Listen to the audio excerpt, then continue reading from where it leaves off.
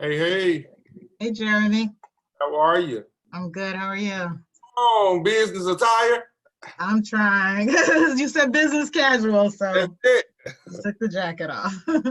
How's it going down there in Atlanta? We're surviving. Are you still having to work or are you working remotely? Work from home. Okay. So yeah, which is a blessing. So Yeah, this is getting ridiculous. I'm just over it now. me too. I'll be glad when it's all over. Yes, me as well. I tried to get in early to let everybody get a chance to figure out all of the tools on here. Ah, okay. Let's see. Mhm.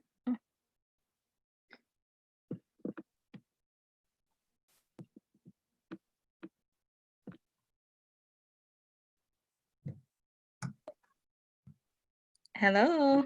Hello, hello.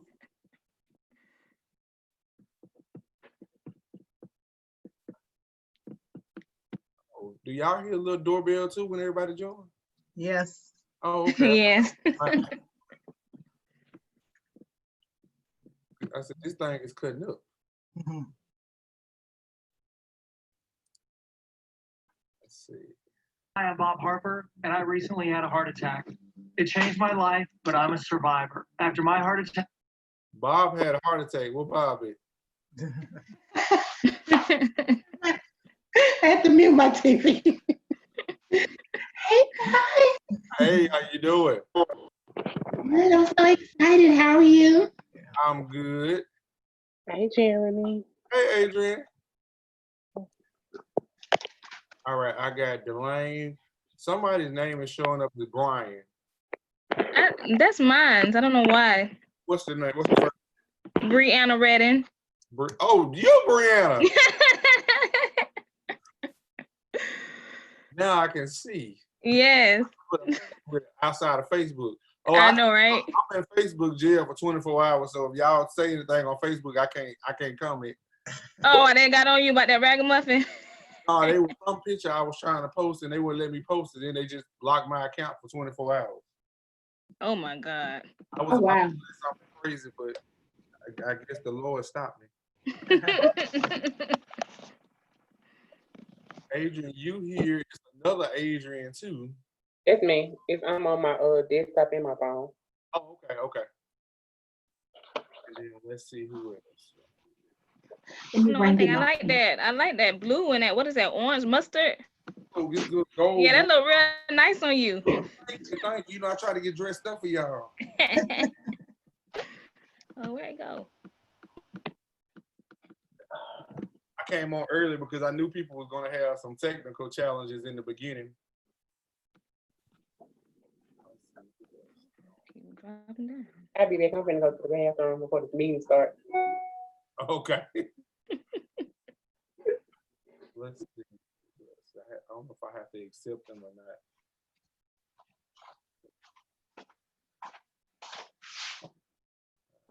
And I need to change the Sweet Boutique.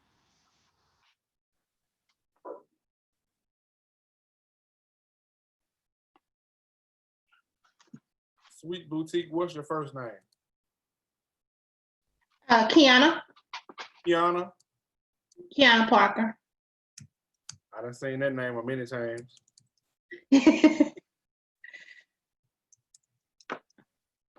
I'm changing everybody's name so I can see y'all name. I feel like I'm a real teacher on here. You are a real teacher. Y'all see my Yeah. office? Looks very nice. I love it. Like you can have a whole meeting up in there. Right. Yeah. It does. The backgrounds on here too. Wow. Okay. This real fancy. Oh, that's not your real office? Oh, I'm in my cake studio. I'm like, you look like you in New York or somewhere. Yeah. Yeah. It does. Looks good. Hey, Nicole. Oh, okay. That's nice. Was unmuted. Nicole, can you hear us? Yeah, can you guys hear me? All right. Good evening. Hello. So we missing. Well, I knew we was gonna be early. Y'all know I stay early. Try to give it a chance. I was like, let me go ahead and log in so my computer can do whatever issue it's gonna be doing because I don't want to be late. I think this is ladies' night. I don't think any guys are in this class. I think they're in the next one. Ah, They were late to sign up. That's what. Oh, Because this is like, I wanted like 45 minutes. It was done.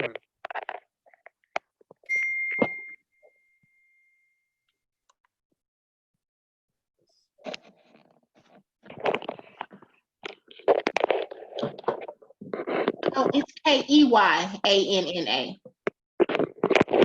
EY. Uh-huh.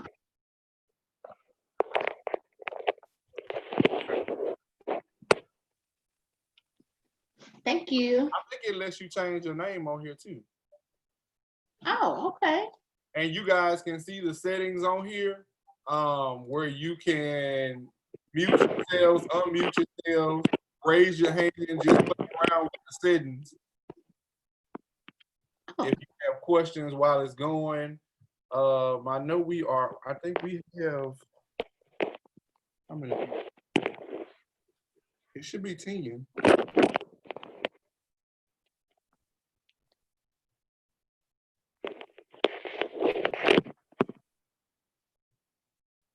Somebody gonna be late. I know it. Somebody always late. I know Jennifer told me she was gonna be popping in and out because she had to work. They still making her work. Oh man.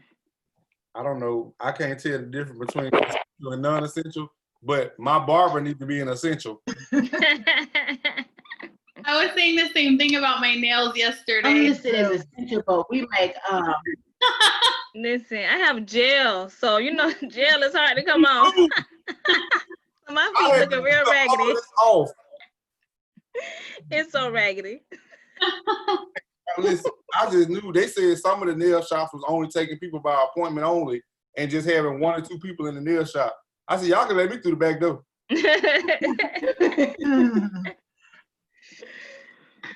yeah, my job is listed as essential, but we make air conditioning units for big companies. Ain't nobody using those. We're not They essential. work. Don't nobody need those air conditioners. Man, I don't understand what's essential and not essential now. Mm-mm. But I I'm don't not, even think they know what essential is. but I'm Hobby not Lobby done closed. yeah, paying $100 for no haircut right now. That's ridiculous. it is a lot. Somebody coming in.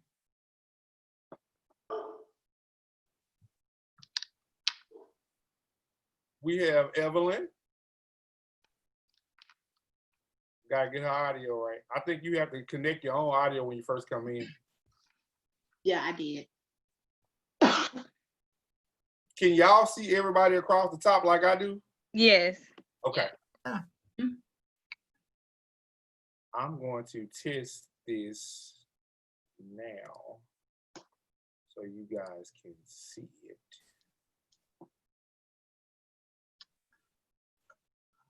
Ooh.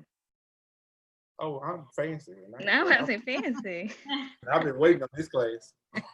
Oh, that's nice.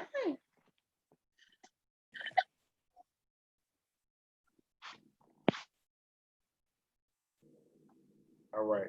Y'all see just me or y'all see everybody now? Other. Everybody. Okay. I only see you Yeah. on the slide. Let me figure my options. So on your options, you can actually minimize on where you see your little picture at. You can just spotlight my video only and take everybody else off, or you can just pin the video of just me by itself. So that way it doesn't show up on all of the screen, messing up your view. Okay.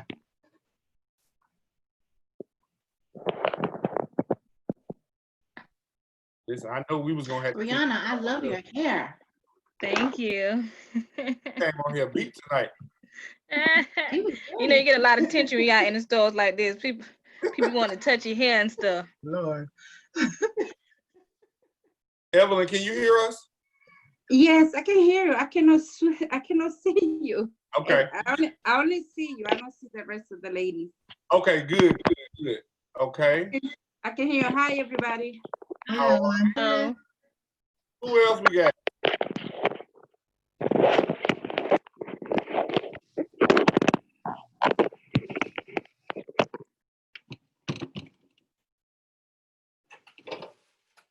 What else we got here? Can everybody hear?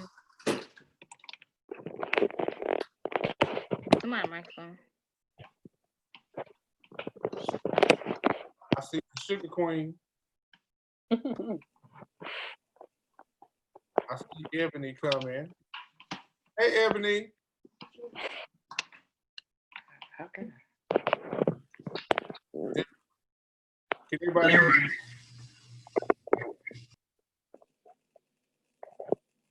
I gotta make sure everybody's on here.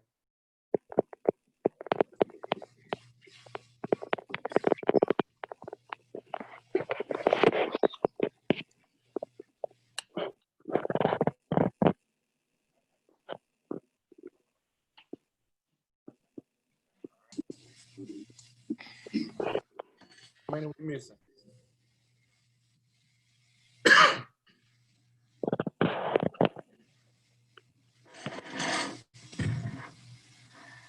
We missing anybody? Let me see. How many people we missing?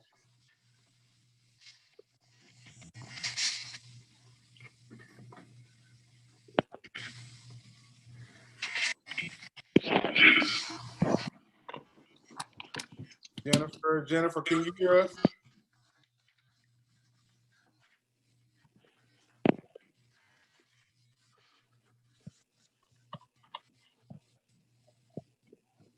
I guess we got to do an audio check with everybody.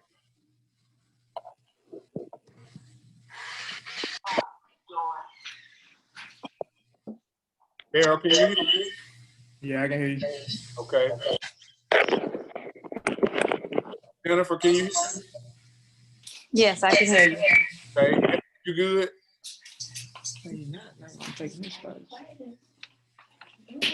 Who I have on the end? I see Dr. Gibson. Well, fuck it, I go upstairs now.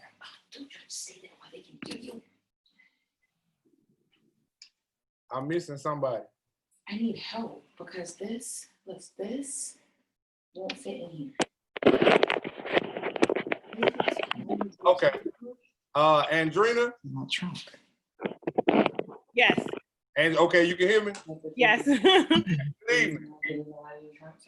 All right, let's see. 1, 2, 3, 4, 5, 6, 7, 8, 9, 10. Everybody is on time. All right. Good evening. Hello. Hi. Good evening. All right. So we're gonna go and get started. And if given time, if you have to excuse yourself, it's fine.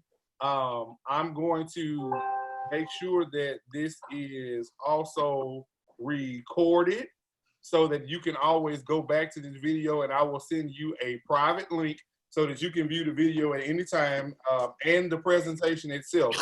You have a link to the presentation so you can go back and reference things that I've talked about in here. Of course, I don't have to introduce myself. You guys already know me, but I appreciate you guys taking the class tonight. I will tell you that I had to go back and forth with myself about teaching this class many times because this is like the blue book to everything that I do, which is why I was very selective with the people who I allowed to get in this class. Even when people bought the class, I had to go and look at their page, and some people I refunded because everybody is not ready to go to this level within their businesses. Some people got somewhat of a business, and some people we know just got a hobby. It's not a business yet. As I said earlier, with people still taking payments for cash app for deposits and all that, you running a hustle. So if you want people to take your business serious, then you have to also take yourself serious. Some of this information you probably have seen before and not know exactly what it was, or you heard little snippets about it and didn't know exactly what it was. But I call this the blueprint to everything that I do when it comes to shipping products, getting products in bulk, drop shipping. If you've heard these terms before, I would like to say a master trader because some of the stuff that you guys see in stores that they be price gouging y'all for. Let's take, for example, the Wilton tips. Those tips that you pay for a 3-pack is like $8 or $9, if I'm not mistaken. Some of them $6 to $8 for a pack of them. Those tips literally cost 3 cents a piece. So I have pretty much mastered the art of negotiating with the Chinese. Now, the only thing that y'all president be right about is that the Chinese are good to us. I say y'all because he's not mine. I'm still on Obama as my president. Okay. That's the only thing that he is told the truth about because they are really, really good with negotiations. I have negotiated things down to the penny, and I will give you the language and certain things that you have to say when you are negotiating with the people in China, because in order for them to take you serious, they'll just think you're just another person buying. Now, please don't confuse when people say that they order things from China. I'm going to talk about this in full detail. You have AliExpress, where everybody get their lashes and their hair and everything from. That is not to be confused with the trading that goes on. That's just going on and buying a bulk item. If is anybody familiar with that whole thing with AliExpress? Yes. Yes. A lot of my stuff. Yeah. Yes. I know Ebony too. She's very fluent with business. Ebony make me nervous teaching this class because this girl know her shit, y'all. But a lot of people have ordered things from AliExpress, and they've told people, oh, you can order that off AliExpress, girl. No, it's not the same thing. AliExpress only produces items that are already done. So you just getting a bulk of items. So if you wanted 1,000 rulers, you're gonna get 1,000 rulers just like that. There's nothing on them. It's gonna be whoever ruler it is, it's 1,000 of them. Alibaba is completely different. Alibaba is where you get everything for your customization, where you can customize it down to the color, the thread, to the thickness, everything you want on it, just like the big vendors do. All right. So we're going to get started. Anybody have any questions before we get started? No. All right, I'm going to share my screen for the presentation, and we'll get started. All right, I'm going to take the screen down to where you guys can just see my screen, and if you can choose your settings over there where you won't see anything but the screen and me on your little settings. All right. Can I say something very quick? Sure. I would like to take the opportunity at this time to, I guess in my name and everybody else, to thank you for all your knowledge and all the time be on our side. And not be stingy in sharing your knowledge with a lot of us. If I can be half of what you are, I'd be so grateful. Please be better than me, and please don't be cussing out folks. Be better than me, please, because I know my mouth is horrible. But I'm really thankful for everything you have done for me personally, and as a teacher, as a mentor. Yeah. I really appreciate it. All right, y'all. So we're gonna dive into all of this information. If you have questions along the way, write them down. This is why I left it interactive so that everybody can speak. And it's a little button on there. Raise your hand. If you got a question. So if any background noise is too much for you, I can mute everybody, and at any given time you can raise your hand. But I think we good. It's only 10 of us on here, so I think we should be all right. I don't hear any kids in the background in nobody's place. My baby hiding in the other room. All right, so we're gonna get started. All right, so welcome to the masterclass where we're driving your business to the next level of success. Excuse the typo, I fixed it. I thought it was fixed on me. I can't spell. I got an English degree, y'all.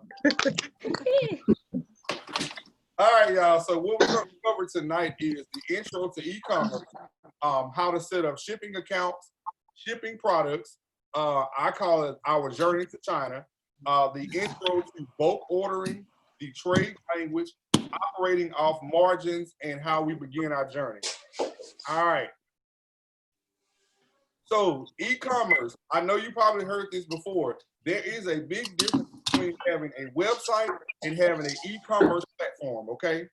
E-commerce platforms are specifically platforms where you can sell products on. So the reason why I was getting on to people about using Cash App is because there's too many free services out here where you can list your products on and have people just go to that site and buy them.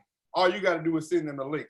So there's a couple of different ones out there that I particularly have really care for. Now, I've used many different website platforms. There is a difference between a website and an e-commerce platform. E-commerce is specifically for selling a number of products. Your website can be whatever you want it to be. Your blog could be on there. For the China people, y'all see they coming up. Your blog could be on there. Your graphics for your business or whatever type of business that you do, all of that information can be on your website.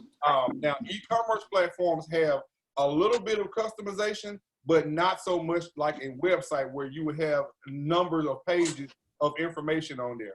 All right. So there are different types of e-commerce platforms versus websites. Shopify is an e-commerce platform. Ecwid is a newer platform, and Square. Square is an e-commerce platform where it doesn't have an actual web page, but you can send it and it has all of the products on there. All right. So with Shopify, which is the one that I must use the most, I use two products. I use Shopify and I use Squarespace.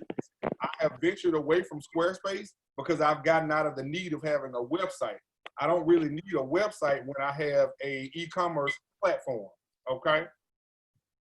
Yes, I will. 1 second.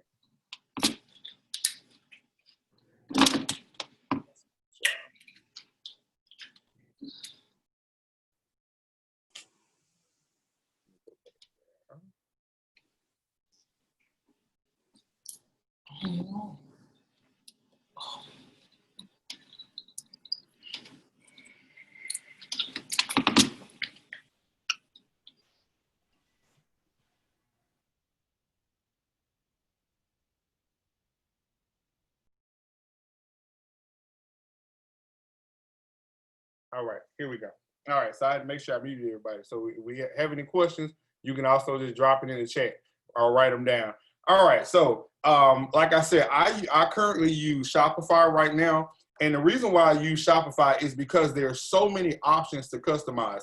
Shopify has various apps on it. They have different platforms where you can use drop shipping, which we'll get into.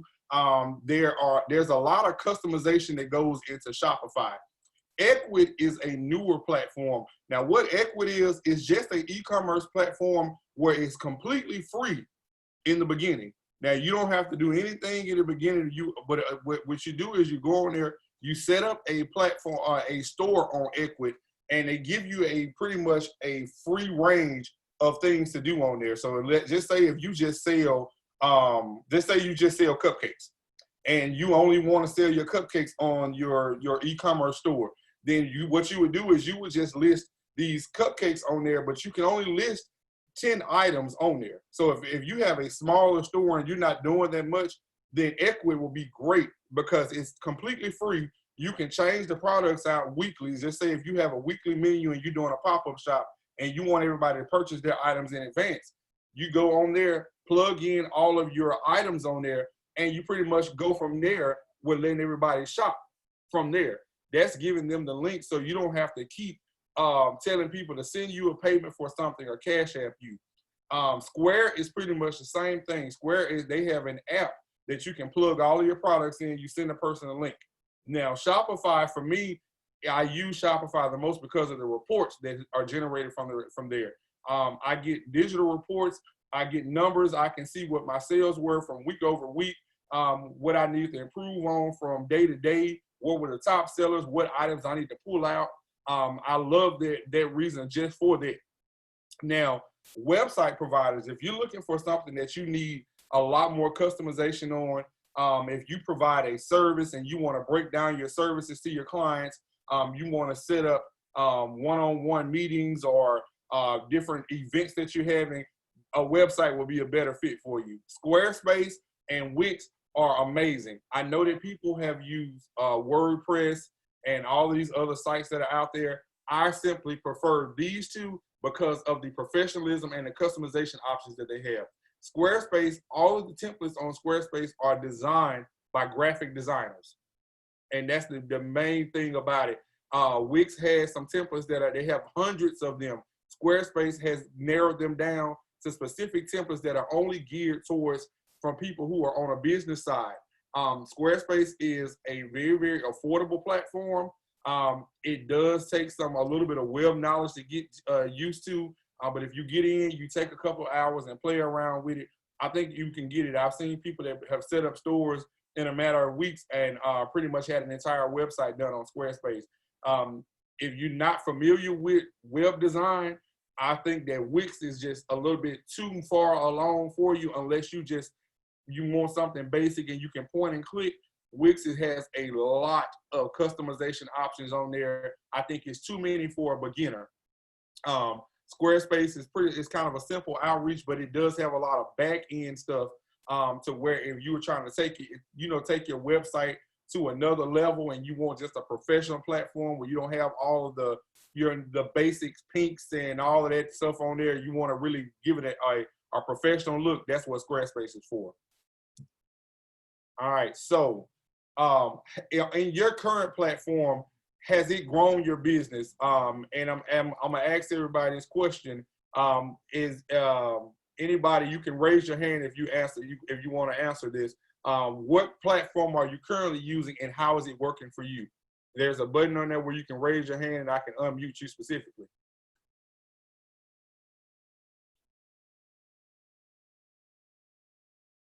All right, you good to go. Gotcha. Hello? Yep, you good. Okay.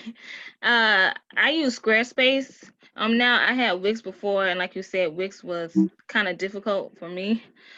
So I had to switch over to Squarespace, and I love it. Like I can see how much I'm making a week, what's selling, what's not selling, and I feel like it has really helped my business compared to Wix. I could barely use it because I really didn't understand it, and I constantly had to pay somebody to update it for me. But with Squarespace, I'm able to go in and do everything myself.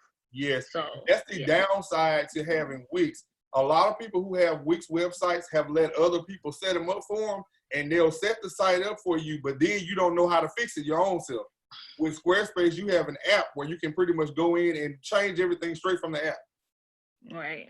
Thank you, Brianna. Anybody else? What is anybody else using? I think you can hit the little. All right, Nicole. So I actually use WordPress with WooCommerce store. You can get reports and stuff like that, but it doesn't work well in conjunction with social media. So I've been looking at switching over to Shopify for that reason. Yes, Shopify is amazing. I think that in today's time, Shopify is the Apple of websites and e-commerce sites. It has the App Store alone has thousands of apps that literally can do anything you want to do, and most of the apps are free. I have so many things on there. I do have one question about the Shopify store. Okay. Can you work it into a regular website, or it's its own thing? Like you can't additionally work it in? Well, I did that at first. So what I had my Squarespace website, and when you click on the actual pages to buy stuff, some of you may remember that when you got to it, it would say shop sprinkle me, and then it would go to a landing page that had a little pictures that would scroll across, and then you would hit shop now. So what that was a back end link that take you straight to Shopify. Got it. What I found was you pretty much got two websites. You paying for Shopify and you paying for Squarespace. Now, Squarespace is on a more or less expensive side, but it ain't cheap. I think that $30 a month is not cheap, even though it pays for itself when you got products on there. But Shopify can get a little bit pricey when you get to adding all these add-ins on there. Got it. Okay. Thank you. All right. Anybody else? What is everybody else using? Anybody else using anything right now? I see Ebony, I got your hand up. Ebony, what you got? Same. I was using Wix for all these years, but I probably pay up to $100 with Wix with all the plugins and everything to help run it. So I just switched over to Squarespace, which is a lot cheaper, but that was my question about being able to link Shopify because I haven't put e-commerce on Squarespace yet. So if you have Squarespace, the only reason why I got out of I took out of Squarespace, it was because I didn't need the actual website. The only reason why I had the website was because my K King University classes were on the website. and you have to be able to have the video platform on the website for people to see. Other than that, it was just an e-commerce store, basically. So when I got rid of that and I figured out a way to get rid of all the videos, I made the videos unlisted on YouTube so that only the person who had the link could see the video. So I could get rid of Squarespace. So it wasn't a need for both of them. That makes sense because you do mostly e-commerce now, but I think I was through that website piece. So Shopify, it doesn't, in your opinion, it doesn't have more of a website facing. It's more for shopping, e-commerce. Now it does, because if you look on my news on Shopify now, one of the things that I was adamant about getting was a part where people could see my past work, all of the work in order. So now they have apps and plugins on there for free, where you can put an album on there, you can put an order form on there, and people can just point and click and do everything just from there. Okay. All right, I see. All right, I got you up. And me, Delane?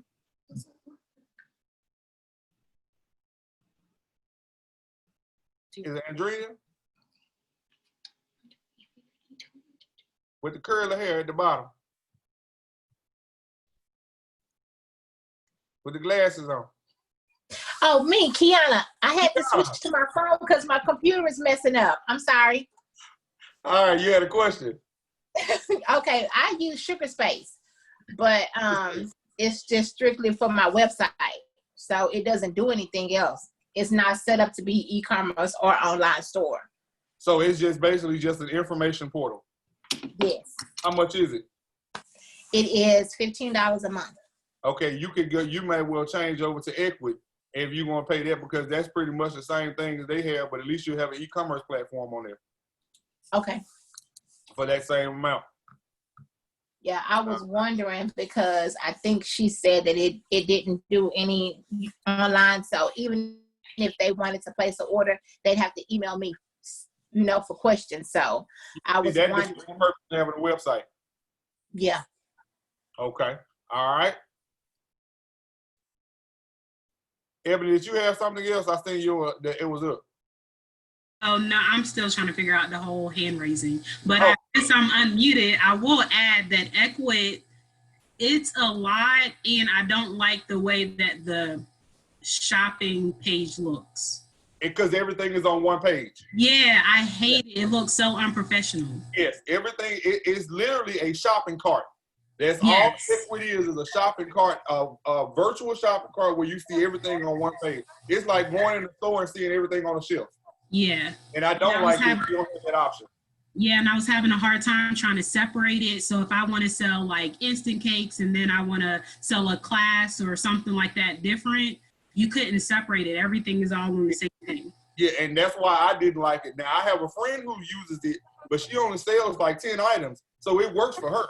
And for me, I have a certain look that I want everything to look like. So it didn't work for me. Yeah. Okay. All right, guys.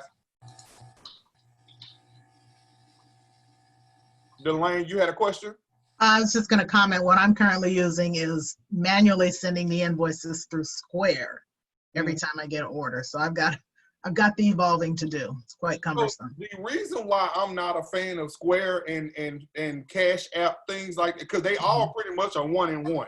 When it comes to tax purposes, I've seen too many people get messed over during tax season because of Square and Cash App and stuff like that. A lot of the times, it's not reporting the actual income until you reach a certain amount.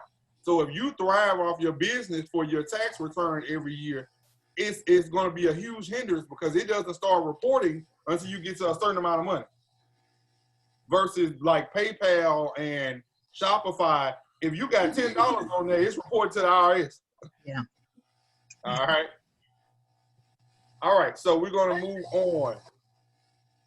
Let's see. Make sure I meet everybody. Yeah, I'm learning this just like y'all are.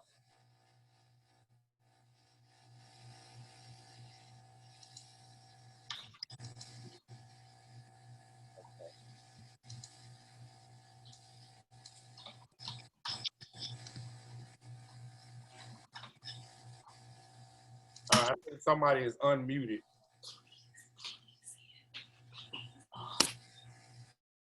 Got it. All right. We ready. All right. So 70%, 76% of U.S. consumers shop online. This is information that we pretty much know. Right now, I know that number is much higher because I've seen the growth just on my site alone, that there is a lot of people who shop online. What I'm going to do is I'm going to go through mine and actually show you how you can see the various insights on Shopify. So you can actually see how many people are live on your website, how many people are shopping right now, what are they actually shopping for in the pages that they're on. All right. 63.5% of mobile e-commerce sales are projected to make up the 63.5% of total e-commerce sales this year. That number is going to skyrocket only because right now we got half of the world sitting at home. We ain't doing nothing but buying products online right now. I know I am.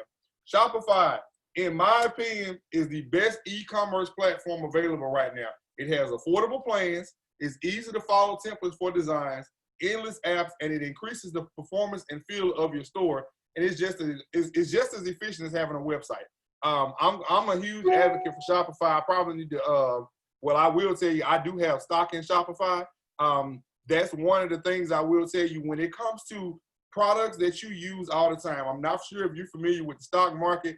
People ask me, how am I so successful and how, I'm sustaining doing this right now. First of all, I don't operate as a small business. If you call yourself a small business, you'll have a small business mindset. I don't operate as a small business. I operate as a corporation. I do believe that my customer service is probably top and that I've seen amongst people in our industry. I make sure that we go above and beyond for any, I don't care if you order one spatula. If the color wrong, I want to make sure that I send you something else to get it right. You keep whatever that is, because I'd rather keep you as a customer than to lose you over a color change. But I think that it's so important to have a platform that you can use and that is user-friendly for your customers. And that's what I feel. I say Shopify is one of those brands that's good. Now, I got stock in Shopify. I believe in investing in things that you spend your money on. So if you know that you buy a lot of MAC makeup, then you should have some stock in MAC. I don't care if it's one share. If you buy a lot of one product, you should have some stock in it. So if you're not familiar with the stock market, download the Robinhood app. Robinhood is stock market trading for dummies. Okay, I use that app. I invest in it. Listen, when they said the coronavirus was out and it was at a high, baby, I was on Robinhood because I knew that the stock market was gonna crash. So what did it do? It went down. So all those stores and stuff that people were shopping in, baby, I got Nike shares that was $10 one day. I watched those things. Shopify shares normally were $80 and $90 a share. They were $3 one day. So you buy up all of those shares and stocks like that because eventually the coronavirus is going to pass. And when it passes, the market is going to go back up. Now, you don't have to be an expert trader and understand trading and all of that when it comes to the stock market. But if you want to put your money somewhere and watch it grow, let it sit, that's a good place. Now, I ain't say go put $100,000 in there. Now, I'm talking about maybe $200 or $300 at a time. I've had $2,000 and $3,000 returns on $5 investments that I've done, but I've watched them and let them sit there and grow. Okay. All right. So the next one, Squarespace. Squarespace has, as I told you guys, professional templates.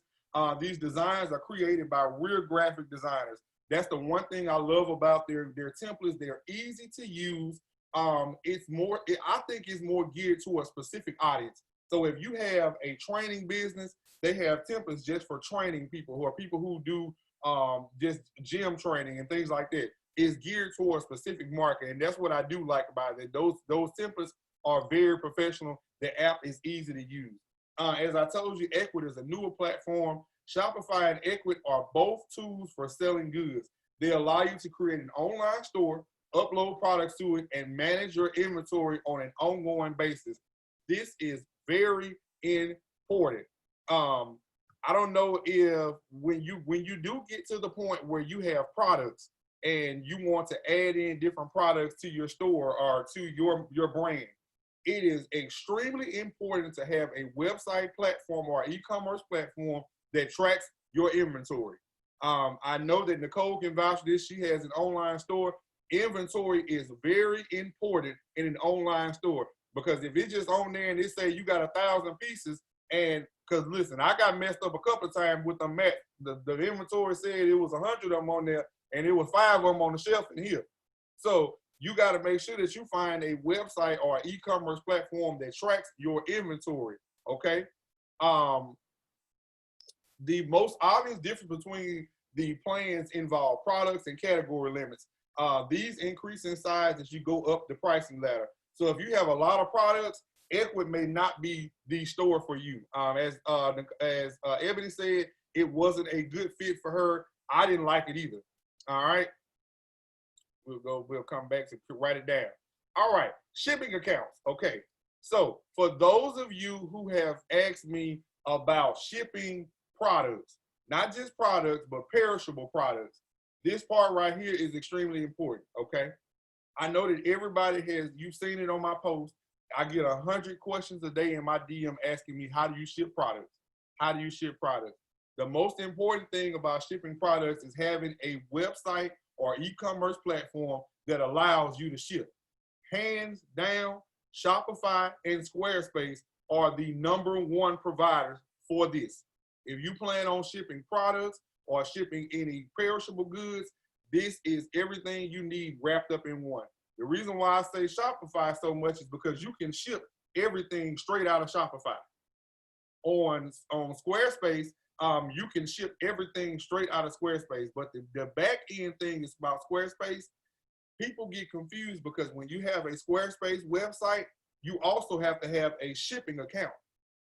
So if you haven't got to that point yet and you have a Squarespace website, you have to have ShipStation in order to ship your products out of Squarespace. That's the reason why I said it makes no point in having two different platforms. All you need is one that do everything. Shopify is going to do everything you need it to do because you can ship directly from Shopify. ShipStation will confuse you. I'm not going to lie. ShipStation in itself is a whole breakdown. So if you have Shop, the other website, Squarespace, if you have Squarespace and you want to ship products and you need just a training on how to set up your Squarespace and ShipStation, please let me know and I can work with you one-on-one, because that right there will take up time in itself, because you have to connect your store from Squarespace to ShipStation, then set up a Stamps account. There's a whole different thing. So the Stamps account is where all of your stamps come from. And I know I can see y'all face, it sounds like it's a lot. It is. You have to have 3 different things to run one business. So if you're shipping products through Squarespace, you have to have a ShipStation account and you have to have a Stamps account. The Stamps account is where all of your stamps come from. Now, the good thing about having these right here, if you don't have a Stamps account, you will never get discounted shipping rates. So I'm gonna tell y'all this is my secret to y'all, because this is what this class is for. This is a master class and I can be direct with y'all. So you know that on any website that the shipping price that you see on the website is pretty much what you have to pay, right? Okay. So just say that I'm going to ship you guys, I'm going to ship you guys this tape measure. Now on the website, it may say that the shipping for this tape measure is $7.86, because that's a standard price for shipping, is $7.86 for anything under about 1 pound and up. It starts about $7 on our side, and it shows you that on your side. Now for me, I can ship this tape measure for $3. That's the difference in having shipping accounts. If you go to the post office and ship this on your own, you're gonna pay the rate that USPS and UPS has. The shipping accounts that come with these, with ShipStation, Stamps.com, and Shopify, all these are built into one. They give you discounted shipping rates. The higher your plan is for your website provider, the better your discount is for shipping rates. So where I can ship this for $2, you may go to the post office and it costs you $8 to ship this one thing. because you're not going to get the same discounted rates that I would get. Okay? So when you're shipping products, this is where you make your money at. Nicole, you can vouch for this. I don't know if you ship like I do, but when you are shipping stuff out like this, you making your money from the shipping. That's why they charge you those shipping and they say shipping and handling. That shipping and handling fee is bullshit. That is just extra money that they getting off of you because they paying a whole different price. I'm telling y'all because y'all paid to take this. I'm giving y'all all the scoop on this. The people been getting over on y'all for a long time. Now I try to keep, the one thing I do is I keep my shipping rates close to the carrier rates. So if UPS says they charge $8 to ship 2 pounds, on the website it says $8 to ship 2 pounds. It matches. Now some people, when you start seeing them odd ass amounts on their shipping, when you get to the checkout page, they've already put their own shipping in. So they've already said, so if it's 1 pound, they're gonna charge you $8 for 1 pound. When they know they're not gonna pay for $3. All right, y'all understand? Any questions about this? I know that's a lot. You can hit the raise your hand tab. I know that's a lot right there. People been getting over for the longest when it comes to shipping. That's where these companies make their money at. All right, let's see who got they. Yes. I was reading the chat comments. All right, so we go on to the next part. All right, so when you start shipping, how many of y'all, you can just raise your hand in the air. If you ship products right now, how many of you go and buy your own boxes? You buy your own boxes, DJ. Anybody else buy their own boxes? You buy your own boxes? Y'all been getting whipped. Y'all just been getting beat, okay? You're getting beat. I'll tell you why. USPS gives you free boxes. All you got to do is go on their website to USPS Supplies, and they will send you boxes. Y'all, I literally got cases of boxes. So I'm gonna tell you a good thing about this, and this is a trick that most people don't tell you because you gotta have a good relationship with your carriers. UPS will take any box. They don't care what it say on there. So I take them same boxes that got USPS on it to UPS because UPS won't give you free packing supplies. They will pack and ship for you, but they won't give you free boxes. You order these boxes off the website in any size. If you order products from me, you know they all come in the same size box. 7x7x6, or like a big box if you order a lot of stuff.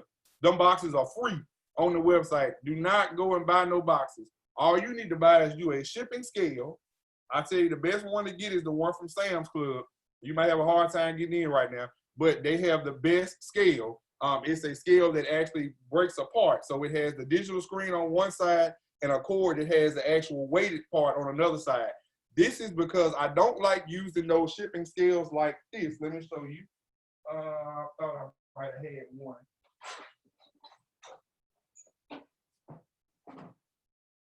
So these, I don't like using these for the simple reason of if you have a box that's larger than this, you can't see what's under here. So you got to try to figure your way up under here to push the hold button to hold the weight that's displayed on the screen. So on this new scale, it has the weight bar and it has the digital screen that's separated from it so that you can see the weight. That's important. The weight is so important. With USPS, if you are off by 1 ounce, it charges you. So you want to make sure that you get the right amount on there every time because that's money that you're giving out. So make sure you got the right weight in there every time. So you go on there and they give you all these free boxes and everything like that, okay? All right, so before we start, anybody got any questions? We about to go to China. This is what y'all wanted to hear anyway.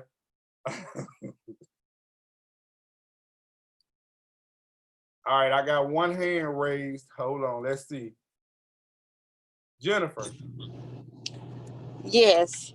So my question is, I end up ordering some customized boxes with my logo on it just to, make it look different. Is that something that is a good thing to do, or should I not worry about doing it like that? So let me tell you about that. So whenever we get in business like this, and the more you elevate, you want to always try to set yourself apart.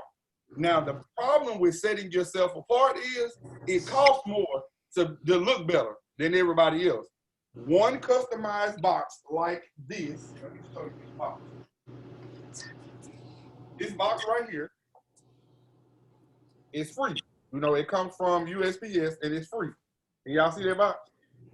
Yeah. All right, this box is a 7x7x6 box. All right, now this box is free from USPS. This same size box, customized with Sprinkle Me on it, was $3 a box. $3 per box. So the problem with getting items customized like that is you end up wasting money on packaging that people not even gonna use. Yeah, it looks real nice. Now, my suggestion, put some stuff on the inside of the box that sets you apart. Now, if anybody orders stuff like cookie supplies, if you've ever ordered items from like the Cookie Countess, anybody know who that is? The Cookie Countess, I know Nicole know, hands down, the best packaging I have ever seen when it comes to a box. It looked like you order lingerie when it come out the box. Everything is packaged so neat. It got paper in it. It got all the little tools and stuff in there. You open it up, it's like you got a damn gift for one cookie cutter. I don't know what they overhead cost is, but I know it got to be a lot unless you married to somebody who sell boxes. They have, the supplies are beautiful, but it costs so much to brand yourself with boxes like this. So I don't suggest it.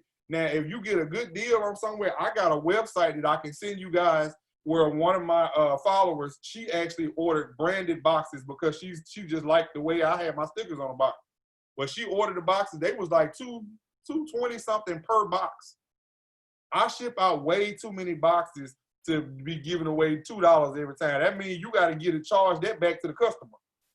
And that's what you don't want to do. That's where that handling fee comes in on there, is they adding all that back on there. So she may be charging $12 to ship something that costs $5 to ship because she got to pay for that box again. Okay. All right. So I'm going to switch screens now. We're going to go into, I'm going to change my screen. Now, this is where you might want to start taking some notes in. I know you're going to have questions here. Like I told you before, there is a huge difference between AliExpress and Alibaba. Okay.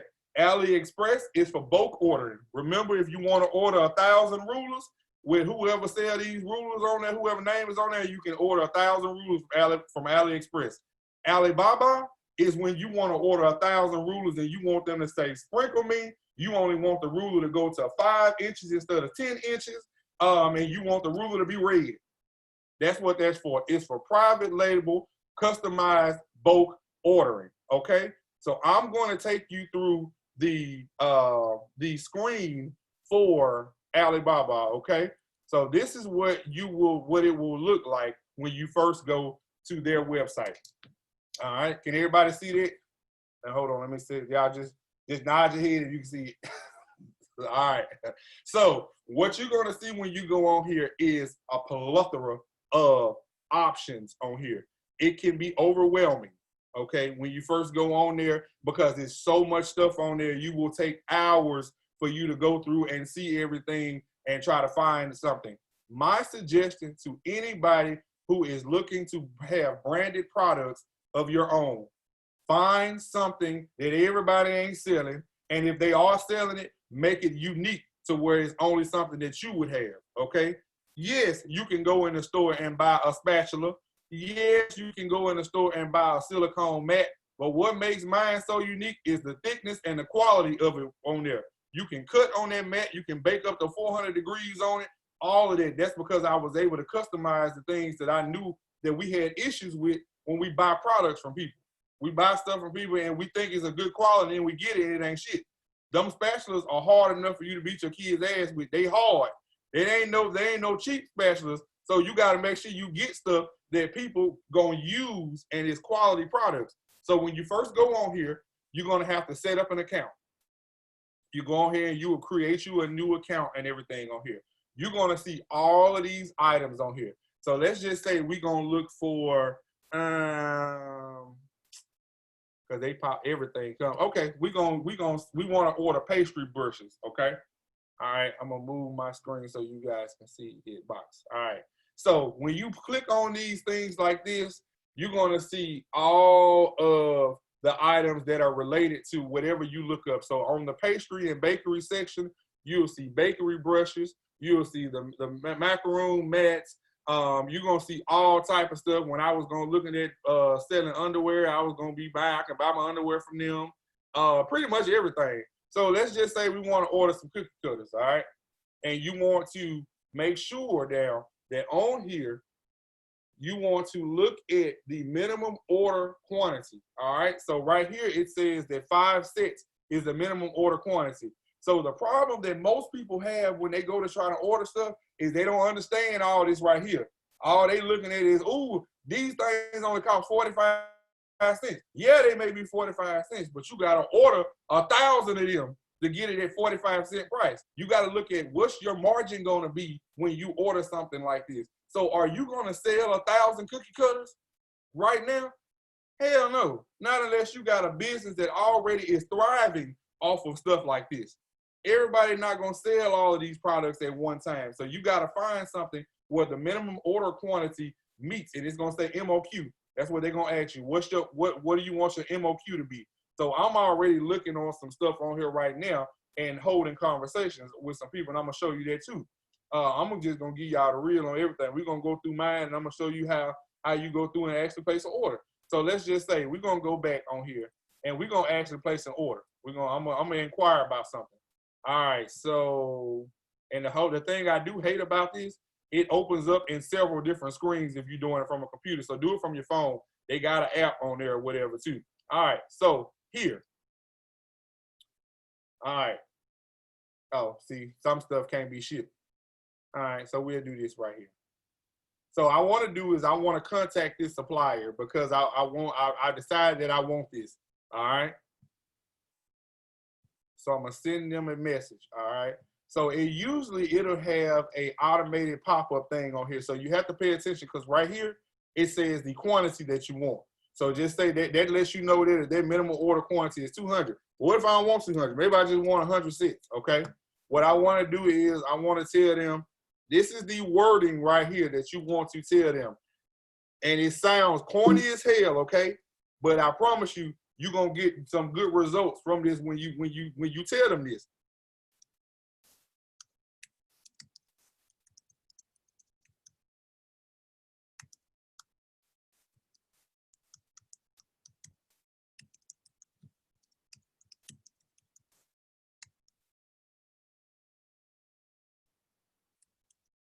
Y'all don't mind me. I'm typing fast and ain't paying attention to what I'm doing. That's it. That's all you telling them. The key word here is I'm looking to do big orders with you. Listen, when they see that right there, they looking at their antennas is going off. Oh, I'm about to get some money off of them. Whoever this is, I want to get some money off of. Send the inquiry. Now, the thing about doing this is most of y'all are up in the daytime, okay? When it's daytime for us, it's nighttime for them. Now, unless you dealing with somebody who stay up all night, now I got some people on here, I can tell you right now, this one right here, she be up all hours of the night. I don't care what time it is. If I send a message and it say it's 4 o'clock in the morning, daytime, she gonna jump up. This one. Now this is where the mats come from right here. Everybody that has seen my mat orders and everything, this is her. So she's asking me right now, what size mats do I want to do? So let me tell you about this lady right here. Now I've been dealing with Rosa for a long time. If you in Cake Cousin, you actually seen her post stuff in the group before. When I had took a break, I had added her to the group and she was posting products and stuff in the group all the time trying to get people to buy stuff. You probably just didn't realize who it was. Okay. When I first ordered these mats, they was trying to get over on me, y'all. So the mats I was paying, I think they was like $4.60 a mat. So what you see right here, y'all see this price right here? It's just a whole bunch of numbers right here, right? But what this is this $325, that's the price per mat. Okay, that $3.25 is that one large mat is $3.25. That's what I pay for it. How much do y'all pay for it? Unless it's on sale, like $6 or something, $6 or $7, or the $12, $13 price. That's where your margin comes in at, okay? Your margin rate should be 80% or higher on your items, okay? You don't want, if you got a low margin rate on an item, if you pay $6 for it and you only selling it for $7 and $8, then your margin rate is too low. It ain't even no point in selling nothing like that. You want something that you're gonna get a high yield and return on. So these mats, I bought it now $3.25. When I first started getting them mats, they was $4.75. Now I've gotten the price down. It ain't $3.25 no more. Now it's $3 because I negotiated it down and told them, listen, I found another vendor, and that's what I did. When y'all got them round mats for the turntable, I told Rosa, fuck you. She had made me mad one night, and I told her, fuck you, and I told her I wouldn't order from her no more. I stopped talking to her for 2 weeks. I ain't say nothing else to her. Every time she sent me a message, I wouldn't even respond to her messages on here. I ain't say nothing else to her. So when she kept sending me messages, I said, I already found somebody else. That's why you see this one right here. You see Amy on here? Amy, my new friend. Amy, the one who made the round mats. Amy messed up one thing on my order. They sent me one mat that was messed up on there that had the ink that was smeared on the mat. They sent me the whole order all over again. That's why you have to establish good relationships. So I ordered 200 round mats because one mat was messed up. They sent me the whole order all over again. 200 more mats. So what does that do? Increase your profit margin. You're going to pay for this order in the first couple of times. Now, let me tell you this. This is a quick tip. When you selling products, you want to always pre-order. So if you see me, now I'm telling y'all, now y'all don't tell nobody this shit, okay? Because I'm telling y'all, it's me talking to y'all. If you see me say I have a pre-order sale up, that pre-order has already paid for that item. That's why you have a pre-order. So you find you a hot product that you've been wanting to sell, you put the pre-order up there and let them pay for it and wait for it to come in. That's why I kept saying, y'all ain't gonna rush me. I ain't stole y'all money. Y'all waiting on China to send that shit over here because it ain't at the house. You gotta wait till it get here. So the pre-order pays for it. Whenever I release a pre-order, it pays for that order within 5 minutes. That's what you want right there. You want to go ahead and get your money back that you spent. You're not worried about the shipping cost. You're gonna have to eat the shipping cost. You want to make sure you get your product cost back. So right now, this order, when they first did this order right here, it was $3.25 per mat for 100 mats. The shipping cost was $140. That's what that $140 is for. They always add everything up on lines. You have to break these numbers down and tell them that you want to know exactly what you're paying for. Don't tell them, don't send your shit on no line like this, okay? Because I know what it means. You might not know what it means. I know that $140 is the shipping cost. That $1.60 that you see where that 1.6, that 1.6 is the cost of that baking mat. Y'all remember the baking mat that goes right in the pan? The smaller mat? That mat costs $1.60. That's how much it costs for me to get it. Now I bet y'all looking at me like, bitch, I done spent all this money with you and you got this shit for so cheap. But this is how you make the money off of these products like this. It's $1.60 for 100 mats, $85 for shipping. The total price is $710. Okay? So $710. We're gonna go back right here. Break it down from right here. So we got, this is where you get your number. You got to get your margins right, okay? These mats are $3.25. $3.25.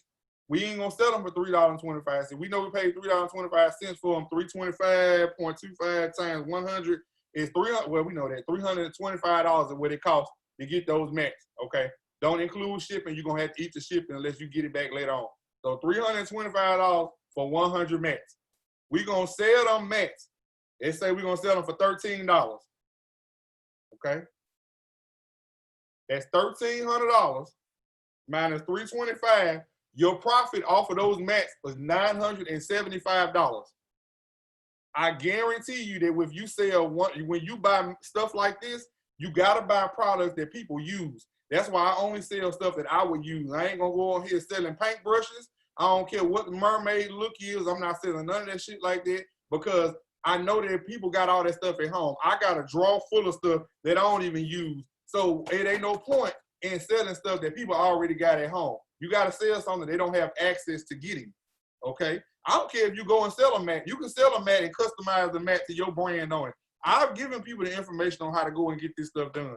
But do they do it? No. You know what scares them? Because they don't want to pay the whole price out. In business, you got to spend some money to make some money. That's point blank. If you take a small investment out there in the beginning, you can make a large investment off of it, okay?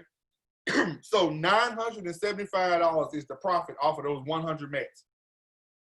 Easy.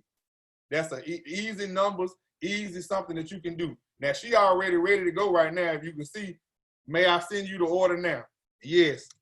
So what she gonna do is she gonna send me a trade order. What a trade order is, you're gonna get a notification that's to your email or on here if you got the app. It's gonna say, hey, the trade has been established. A trade, all a trade is a bill of sale saying, hey, you ordered this amount, go ahead and pay for it. Some people were gonna ask that you pay for the whole thing up front. Don't be scared. Your money is safe. It's all this money is backed up. It's not gonna be, they can't hold your money and not send your product. I guarantee you're gonna get it. But just be very conscious right now of what's going on in the world. So if you order something right now, unless you got a good established relationship with them, see, they ship all my stuff. If I order it right now, I have it now by next week because they do all my stuff express shipping, unless it's like a whole lot of stuff on there, okay? So make sure that you ask them, is my order gonna be affected by the coronavirus? Especially right now. And you got to make sure that you ask them this important question too. Are you in a region where the coronavirus is high? If they in China or anywhere, because all of this stuff comes out of Shanghai. And most of the vendors on here are in Shanghai. Ask them, are they in an affected region? Because that makes a big difference. You can negotiate your price even lower then because they desperate to get some money. They just went back to work. I know it sound bad that you trying to get these people over, but listen, they need money too. You need the product. So you got to take it to your advantage right now. So they're going to send you a trade order. Like now on my spatulas, and you can see on this side right here, these are all the items that I had been looking into. Now, I found one of the things that I did have, y'all remember I had the combs, the cape combs. I had all the different ones. Now, some of the products you can actually get the exact same product that they sell to the vendor. So when I had my tips, I had the exact same tips that Wilson had. It was just my name on it. Certain products, you can get the exact same thing. So like right here, you see Janny name right there? Janny Yang, that's my friend too. Nicole, you know this brand very well. Chef Master. That's the vendor for Chef Master. So I can order my own colors and put my own name on there, and it's the Chef Master's colors. Those bags the tipless bags that you sent me, those are by Yang right here. Yang can put my name on the bags, on Sprinkle Me bags, on all the different sizes for that. So if you got a product that you know, I just go in the store and I see what I buy the most of.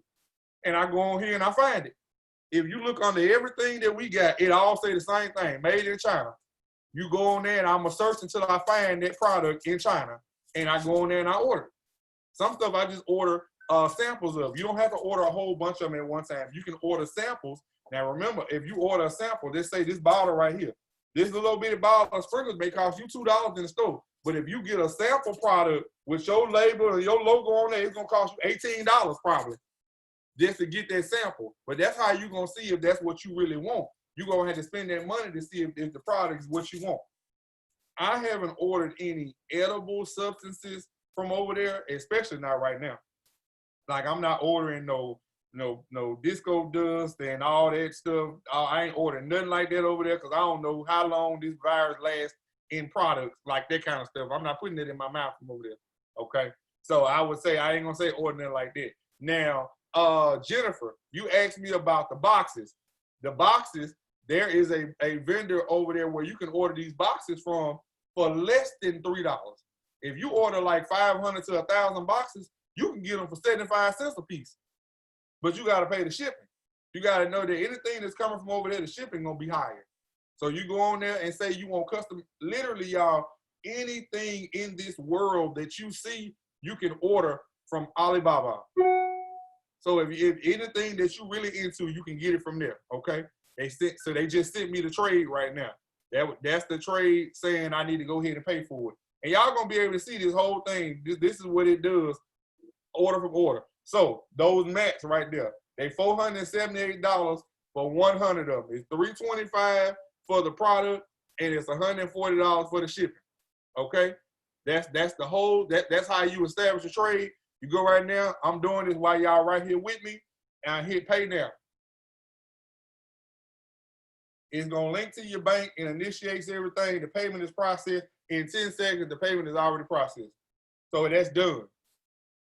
When you do stuff like that and you let them know, when you ask them for an order and say I want to place an order, and you make them wait on you to pay for it, they're not gonna take you serious. Now I can go and negotiate stuff now. And y'all seen where that mat on there was like $1 and I think was it 10 cents or something I was showing y'all, $1.50 or something like that. Now I can go back. Those were the other vendor right there. They was trying to sell me those right there. They was, how much y'all think these mats cost? You can unmute yourself. Tell me how much you think these cost. Or did I tell y'all, did I put it where y'all couldn't unmute yourself? Let me see y'all.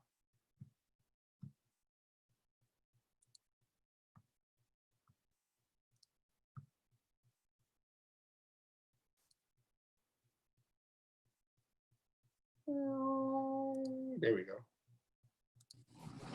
All right, y'all can hear me? Yep. All right, give me a price. $3. Yeah, about $4.75. 250. 50 cents. So I was looking at these on last night, even though we've been talking about not using these. If you took Nicole's macaron class, you'll notice she says these silicone mats are not good. And I learned for myself they're not good, but everybody keep asking for them. So you got to let a hard head make a soft ass. So you got to let them buy it. If they want to buy it, they go ahead and buy them. They cost 50 cents. I think it was 52 cents, something like that per piece. The more you order, the price goes down. So, and when you add your logo on there, you have to pay what's called a mold fee. The mold fee is what they create the mold to put on your item. So you pay that one time, and then you can customize anything in their product range. So that's that part right there. Any questions so far? I got everybody unmuted so y'all can ask questions. You know I can talk a lot.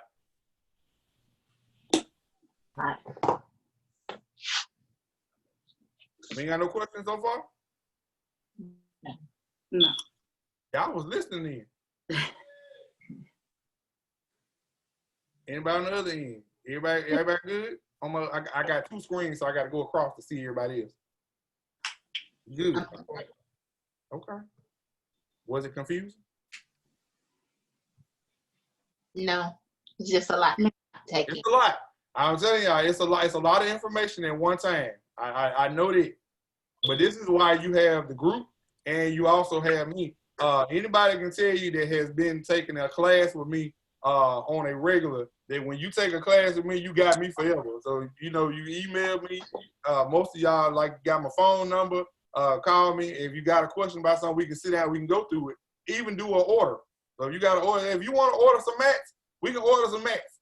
I don't give a damn. It's the money out there for everybody. It's a market for everybody.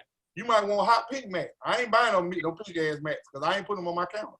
That's why I got my mats stay on my counter. All right, so we can get back to it.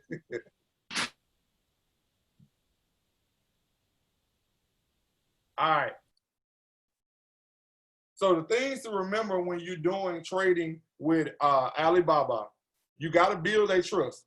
You definitely got it. When you're establishing doing trades overseas, you want to use language that's going to build their trust. So letting them know that, hey, I want to do a lot of business with you. I want to do big business with you. I got this project that I'm working on. And what I say is I get real big and corporate with their ass. Let me consult my team. and see what they think. And I go right in the room and I go in the mirror and talk to myself and then say, go order that shit. So you tell them that you got a big corporation. They don't know what you got. They don't know how many people you got on your team. So you got to build that trust with them and establish a relationship. Now, all of the vendors that I have, we talk on a regular. Like Rosa, she sends me messages all the time. Hey, Jeremy, how is your family doing? She'll call me on WhatsApp, and I can't understand shit she be saying, but she be trying to get it out. She try to get it out. But she be asking me how your family doing and stuff like that. She called me the other day and said, do you need any masks? They over there making masks and stuff now. Now, listen. Now, this is another market for y'all now.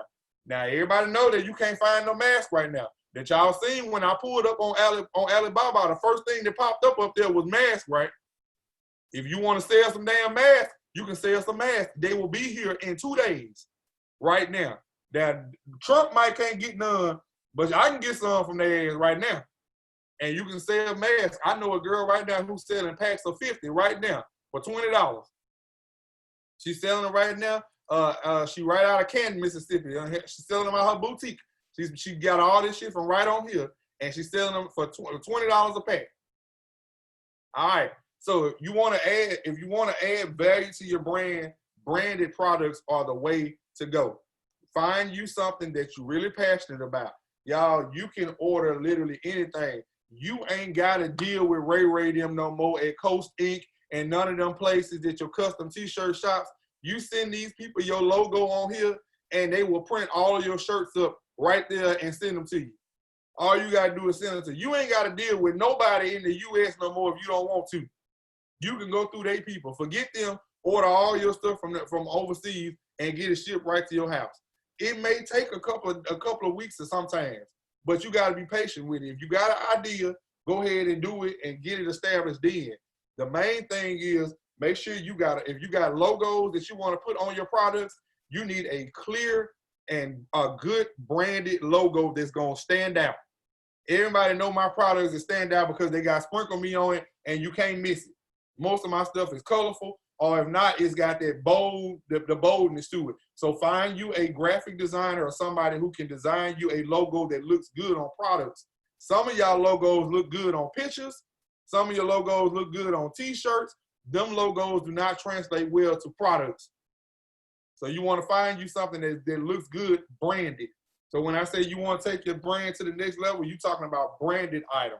Find you something that promotes your brand. That's the easiest way to promote your products and promote yourself is by branding items, okay? Now, this right here, this is a game changer for a lot of people. A lot of people do t-shirts. A lot of people want to have t-shirts. A lot of people want to have aprons. People want to sell hats, all of that stuff like that. If you are one of them people that want to sell t-shirts, drop shipping is the way to go. All this is simplified. This is the technical, all this right here on the slide for you. You can read it. Drop shipping, only thing that does is you can go on my website right now and you can order one of those sit down whole t-shirts. Them shirts right there on the website, I think they like $15 or $20. Y'all, drop shipping allows you to work with a vendor directly through my Shopify people. This is the reason why I love Shopify. It's a drop shipping app on there. You basically upload your design. They give you a price. So one t-shirt costs me $3. I can sell that shirt for $15 or $20. All I pay is $3 to that vendor. The vendor ships the shirt to the person. It comes with a private label like it came from me, like it came from my house. That's what drop shipping is. They place the order on your website. The order goes to a warehouse. They print your shirt out and send it to your people. You don't have to do all that no more, trying to go buy no Cricut and no all the machines and whatever you've been doing and buying a press and taking up all that space. You can do drop shipping and they can send your orders directly to your customer. You can customize it all the way down to the name tag and put your logo in the tag of the shirts. You want to sell aprons, bags, hats, whatever you want to sell that's an apparel product, you go right on there and do drop shipping. Now, if you don't have Shopify, there are websites that do drop shipping, okay? So I talked about margin, profit margin. Basically, all it is the cost it costs to make the product and then the cost you sell it for. It costs $10 to make a pair of Nikes. You sell it for $20. You made a $10 profit. That's what your margin is. You want to keep your margins at 50% or higher. Mine is 80 and higher. Okay, and that's like point blank. You want to get a good return on whatever you spending. If you buying something that ain't really that profitable for you, then you wasting your time. If you only gonna make $4 off of an item, there ain't no point in you selling it. You know what I'm saying? Now, some of these the spatulas that I sell, I just like them. They only cost 20 cents. I just like them spatulas because they hot. I just told y'all how much they cost, and y'all just bought them. I just had a sale on them the other week, but they only cost 20 cents. But they good quality products. Now I gotta pay for them to get them over here and all that. But what I'm saying is, they good products, and you gonna make a good return off of something like that. And I use them. So even if I didn't sell them, hell, I was gonna still order them because I throw all my other spatulas away and use all of my stuff because they are good quality spatulas. All right. What I had. All right. Questions. Let's go. Let me go back to my thing now. Let me get back to y'all. All right, y'all. Hey, Jeremy, this is Delane. I have a question. Okay. So back on Alibaba, when I've done it before, some of the vendors will say, can you contact me through WhatsApp or let me email you directly? But is that safe, or do you suggest we stay within Alibaba and communicate there? I only communicate through Alibaba because I need a record of the conversation. Now, I had an issue one time when I wanted to get a refund on something because remember I told y'all the round match, they had smeared the round match, and I was about to apply for a refund. And then she was like, you can contact me right here. Like, no, you're going to talk to me right here. We're going to talk right here because this is where the chat is at, and I got a record of everything we said right here. So when they did that, I was able to get everything I needed back, and that's how they ended up sending me a whole nother order because they messed up one match. So keep your conversations through and it even tells you on Alibaba to keep your conversations in the app. Yeah, okay. And then one other question, when you negotiate, do you negotiate the price or the shipping or both? The unit price. You want to negotiate the unit price. It's very rare that you're going to be able to negotiate shipping, only because the shipping rates right now are so high right now that you probably won't be able to negotiate any shipping rates because Trump got this ban on stuff coming out of overseas right now. You can still get it. It's just going to take longer. Now, you can also ask them, they can ship it one or two ways. Regular cargo freight that comes on a ship, and you know how long it takes stuff to travel by ship. Or you can get it express mail that comes by air. Now, the thing about express mail right now is they only ship this stuff out on certain days. And you done seen them movies where they be like, the plane only come on certain days. Y'all remember Queen and Slim, the plane come at a certain time? That's how it is. The plane only come on certain days. I got it related to people you understand. All right. Next question. Can you negotiate the quantity? Yes, you can. Now, every now and then, you can. It may be set. Like on those combs that I have, you gotta buy at least 100 of them. And then they recently changed to where you had to buy 200. But because I've ordered from them before, I'm only buying 100. I'm not buying no 200 combs because I'm not finna be letting that sit on all that stuff right there. And then you gotta run 10 sales to try to get rid of it. If you gotta keep running sales on products, only reason why I run stuff is because I got a whole abundance of it. And I mean, I know how much it costs. I ain't losing no money off of it. As long as you ain't going below your margin cost and cutting into your profit, you can run 100 sales a week if you want to. Okay. Do you have to pay tariffs or something like that? I've heard of that in the past. No. Okay. None of that. I've never had to pay anything, no out of the country taxes. They don't even charge tax on the product that comes in anyway. So whatever, if it's $3 per unit, you pay the $3 price plus the shipping. It ain't no taxes on it. So that's why it's always good. And this is the time right now when I start buying stuff. Like this time, because it's morning for them. I'll be up at 2 or 3 o'clock in the morning. That's when they get ready to get off and they just trying to get the stuff out the door. All right, anybody else question? Where do you get the jars, like the cake jars from?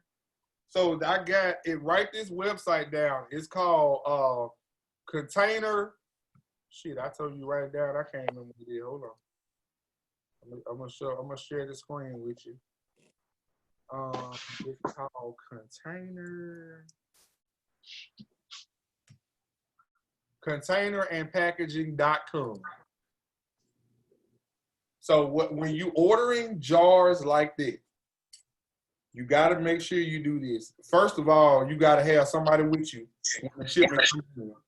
Because when you ordering jars from websites in bulk, I order 500 to 800 at a time because I go through at least 400 of them in like a couple of days. So you got to count every piece as it comes in because they weigh the product. So if you order 800, they just gonna weigh the stuff. They not counting per piece and counting it out saying you got 800 jars. They just giving you a weight of it. And that ain't always accurate. So I come up sometime, if I order 800, I may have 750 jars and 600 tops. So you got all this, and it's always off. So all you have to do is call them and tell them, and they'll ship you the rest of the items or whatever it is. But they will get you like that because everything is done by weight. If you don't buy the full case, a full case is 800. And the labels, I print my own labels out.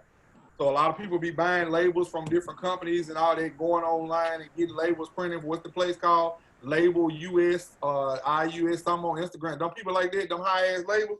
Listen, you go to Sam's Club, right? I don't know if y'all got it, but Office Depot, online, all them places. Get your own labels, print your own labels at home. All you got to do is go to averyprint.com and you can print your own labels out. I do not buy. I cut out the middleman on everything. If I got to go and source it from somebody else, I don't want it because I know they're going to charge me a different price. Jeremy, I recently just ordered some cake jars from Alibaba, and I ordered them like a different way to set myself apart, so I changed the color and all of that. And I feel it was a good deal. I'm not sure, but I ordered like 200 of them, and they were like $275. $275 for 200. What size you got? 10 ounce. 10 ounce. All right, let's go right here and see. This is why we're here. All right. All right, I'm gonna share this screen with you. All right, so we're gonna go here. Plastic containers here. I'll show you how we do this. This how you make sure that you're getting the right price on everything too. So you want to go on here. You want to find some 10-ounce jars. Oh, and that was including shipping too. How much was it? $275? $275. That was including shipping. Oh, $275 for 200. Yes.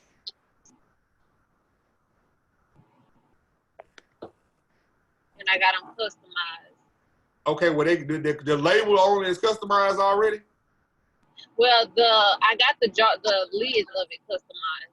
Okay, that might be different then. So you might be all right with that one because that's about $1.30 per jar. Now, as you can see on the screen I'm sharing with y'all, an 8-ounce jar costs 30 cents or 41 cents. And you got to buy the jar and then you got to buy the lid separate. And if you don't want to order all of this stuff in bulk, you can go online to Amazon and you can compare the price. It's a vendor on Amazon where you get 8-ounce jars. It comes 20 of them come in one pack. Yeah, I get those. Y'all done seen them, the black ones? Mm-hmm. Yeah, I use those. When I'm waiting on a shipment. So if you see me with black jars, that means that this order ain't came in yet. That's the only reason why. But now I done got it where they keep sending me, when they automatically send me a reorder now.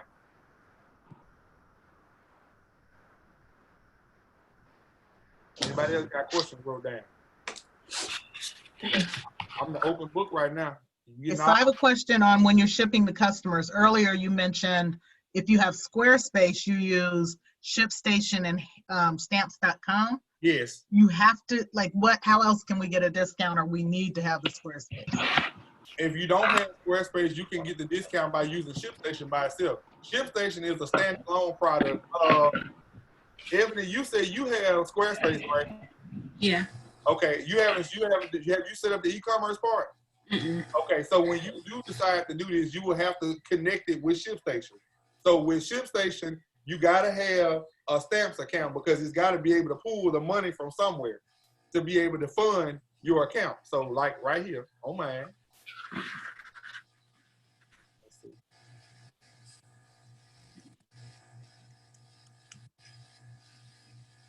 Y'all, I'm the worst at remembering passwords. I know I ain't the only one.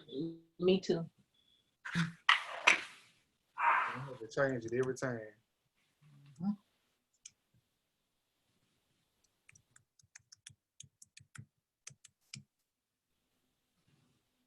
Ooh, bless you, Lord.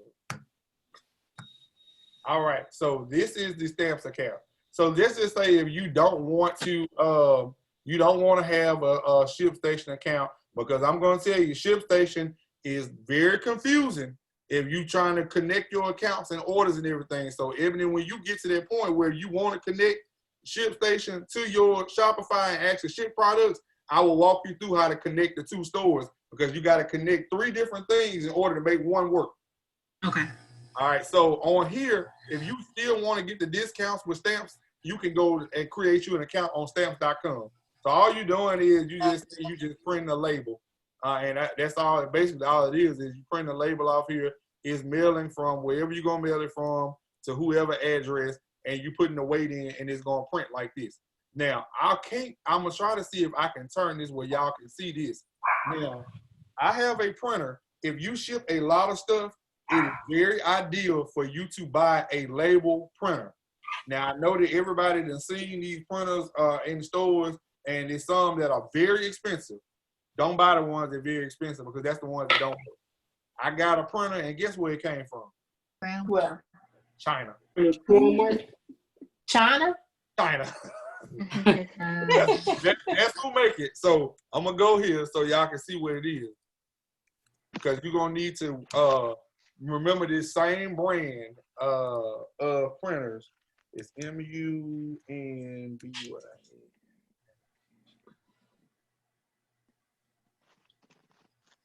It's it right here.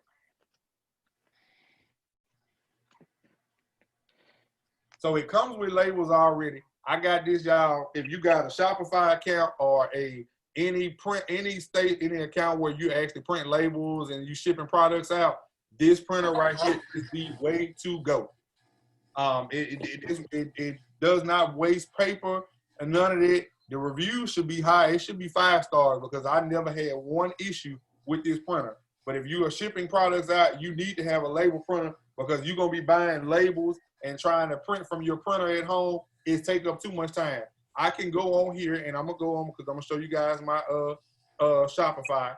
I'm going to walk you through. So basically, all it does is it connects to your Shopify or whatever your account is that you're using, and it prints the labels out, just feeds them out. So I can select all the orders at one time, and I'm gonna show you guys about the good benefits of this, using Shopify.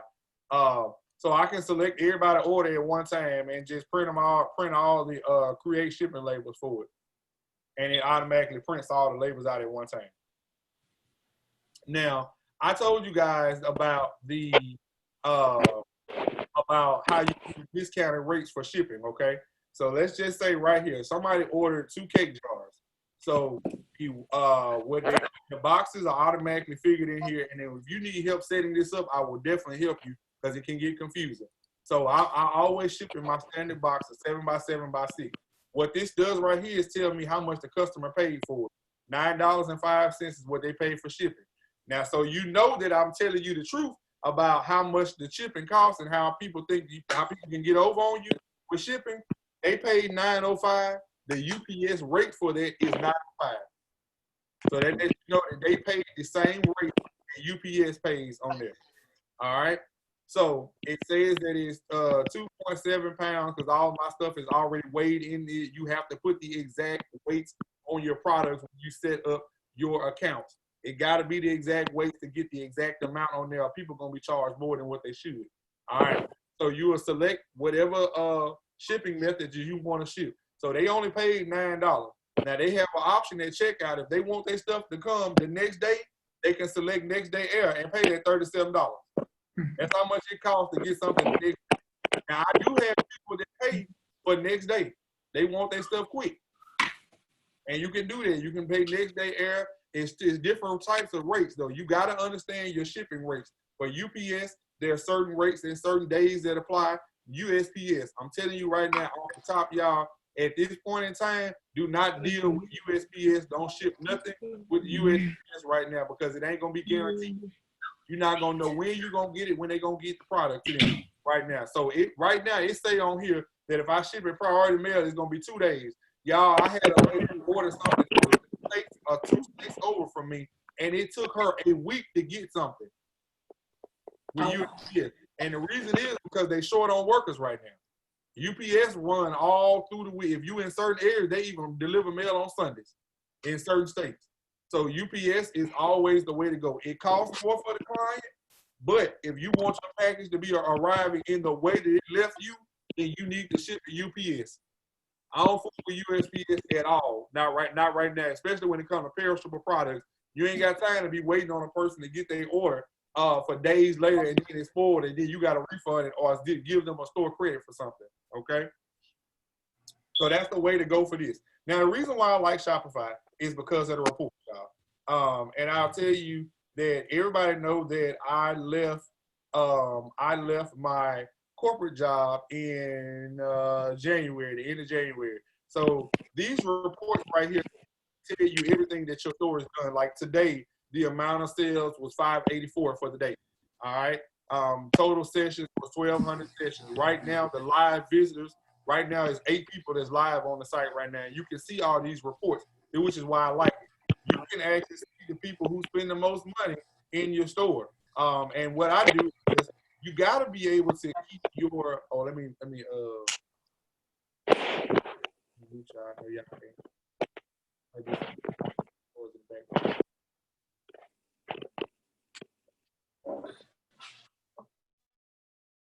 All right. So you want to be able to keep your customers. I don't care what it is. You got to do something to keep your customers.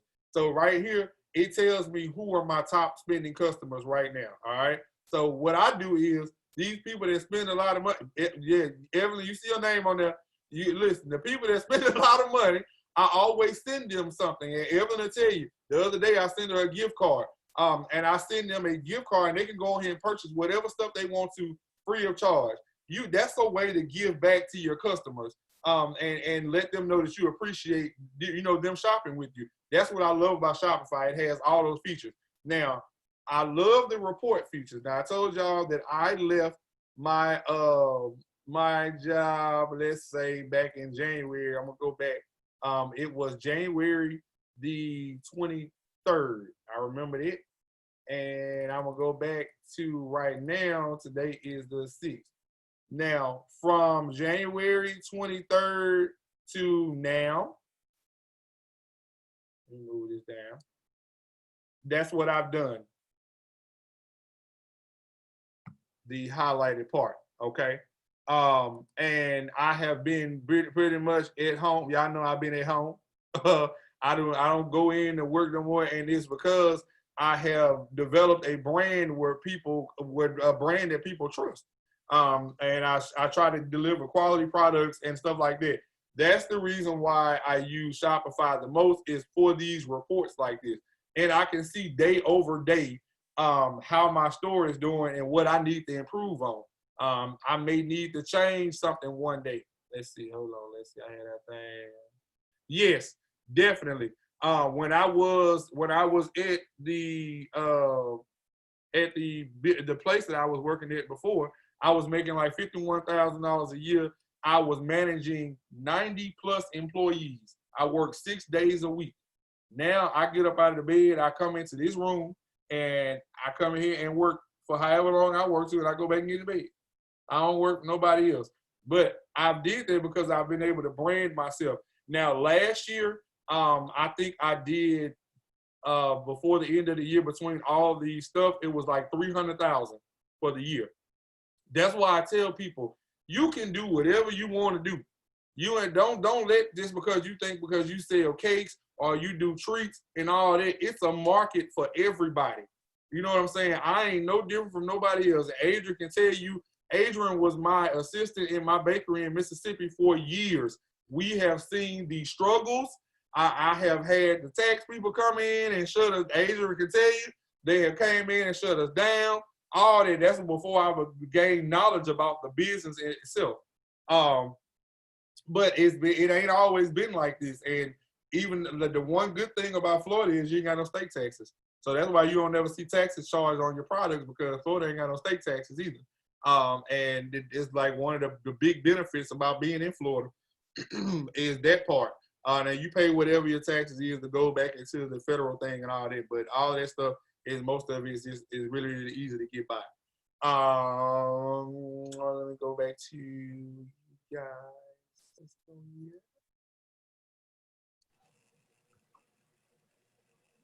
All right, I got everybody unmuted. Questions? I have a question. Okay. So, do you bake every day and make the apples every day? Yes. So what I normally do is on Sundays Sunday and Mondays are usually my bake days. So I usually use those days to bake up all of the flavors. And what I've started doing is, I didn't do this in the beginning. I've got a system to it now. So I'll only list on the website what I got available. So instead of having an open site like some people do, is just say it never sells out. Only thing that's on there is what's in here now. Like, because I'm not going to be here every day if I run a sale and they order 10,000 jars and I ain't got none of that stuff. I'll be baking all week long. So now I've got a system where I only list on the website what I got made, and that ensures you get your order shipped out the same day. So you place an order, he goes to the post office in the morning because they ship out if you get it there by 12, it goes to them the same day. If you ship out to 12, it goes to the next day order. I have a And question. Sorry. Okay. Go ahead. Finish. Okay, with the you can go ahead. What you saying, Brianna? With the full cottage law, that's what I've always been afraid of with the shipping. How are you able to ship? Ooh, why you laughing? Look, I see Ebony face on that. So listen. Ain't nobody worried about that. Listen. Right. I don't care. Same question I was about to ask Ask you. for forgiveness later. Listen, I've been doing this, Adrian. How long has it been since we've been in the bakery? It's been about 6 years, 5 years. It's about 6. I've been doing shipping for a long time. No cottage food law allows you to ship products out of state. So just know that. Yeah. Now, the only person who has that right to ship a perishable product that I know of and is federally approved is Crumbs, Yum Crumbs. That's Amanda. So if y'all see me advertise the Yum Crumbs, the strawberry shortcake, and all those crumbs, her products are actually approved by the FDA. She has gone through and paid for it. Listen, y'all, if you get to that point where you want, and let me tell you, I got the money to do it, but I don't see no damn point in it. I just think that it ain't it's cake. It ain't like that. Her crumbs are manufactured in a facility where she goes to and they do all the packaging and labeling and everything, and it has the ingredient label on the back of it that you have to pay for. One label for them to verify your product is $300 per product. Y'all, I got 14 flavors to these cake jars. I'm not spending no $300 per jar to have them verified. I know what's in the damn jar. I know what the ingredients are. They don't have to be refrigerated. I know what they are. So yeah, to get over there is not technically. No cottage food law allows you to ship products out of your state. Nobody. Now, are they gonna come knock on my door? I've been doing it too long. I pretty much know. That's why on my thing it say the address is 1331 Atlanta Drive. It's 1,000 apartments over here. You going to find which one is on Atlanta Drive. All right, Evelyn, you had a question? Yeah, well, my question was the one she asked. And another question, do you have sometimes the, like here, for doing with food, you have to have the ServSafe. Mm-hmm. Do you have to have any type of permission or certification to set up these e-commerce platforms for e-commerce? You don't have to have anything. It don't matter what you set up for that. So I want to explain this because y'all are in this class. There is a big difference between having a ServSafe manager certification and a food handler certification. The people who took those food handler certification that was free, you went on there, you read a few things, and you took a little quiz on there, and that was it. A ServSafe manager, which is what I have been for the past 6 years, you have to take a comprehensive exam that you need to study for 2 or 3 weeks before you take that exam. It's so hard. I had to pay. I took it 3 times. It is extremely hard. Now, I passed it the first time and made a 95 of the first time. Now, I'm very, very serious about food safety. But that's because, you know, I was a manager in university services. So I'm very serious about the sanitation part of food service.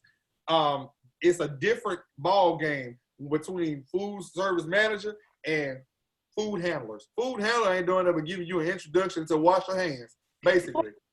If you want to be taken serious and you take yourself serious, go ahead and invest in that course and take that Serve Safe Manager course and get the full thing. It sounds good. But to me, it just sounds good. It's just like telling somebody, hey, my name is Jeremy and my business is Cake King LLC.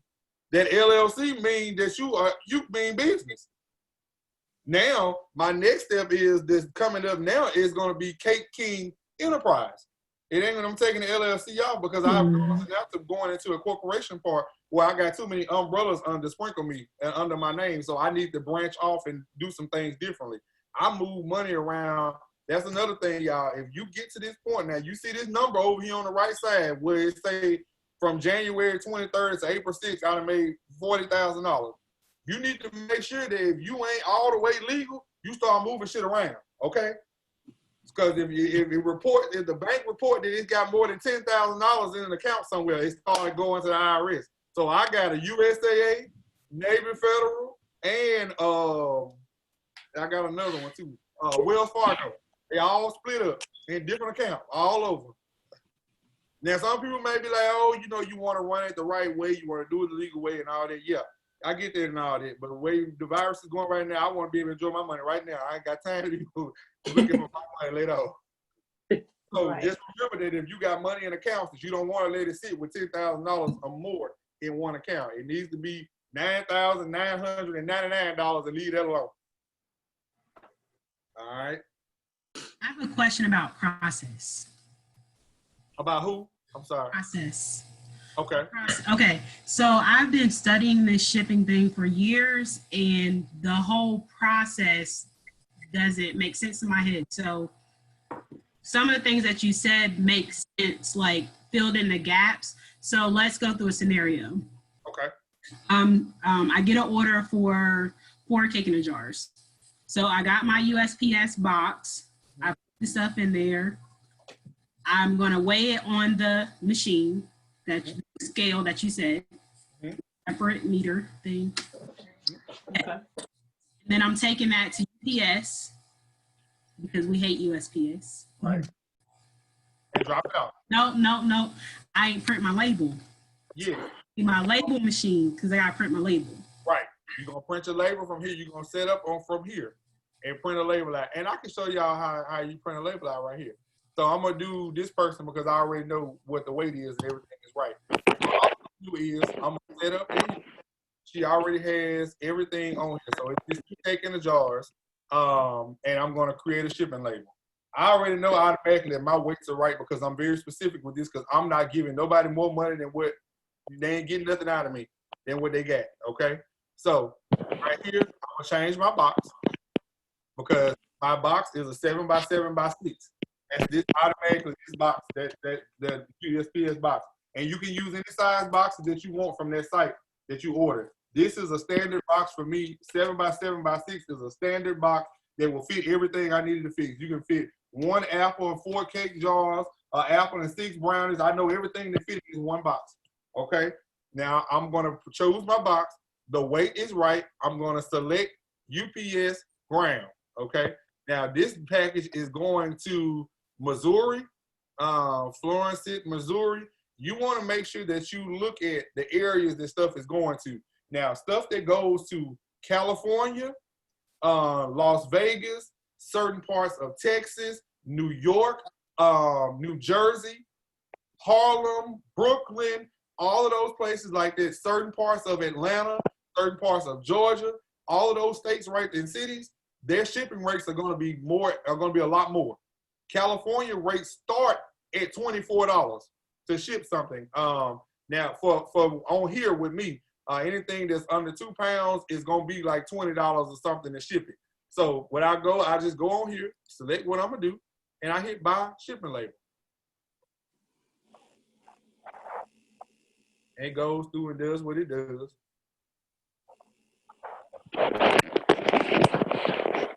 And I print my label.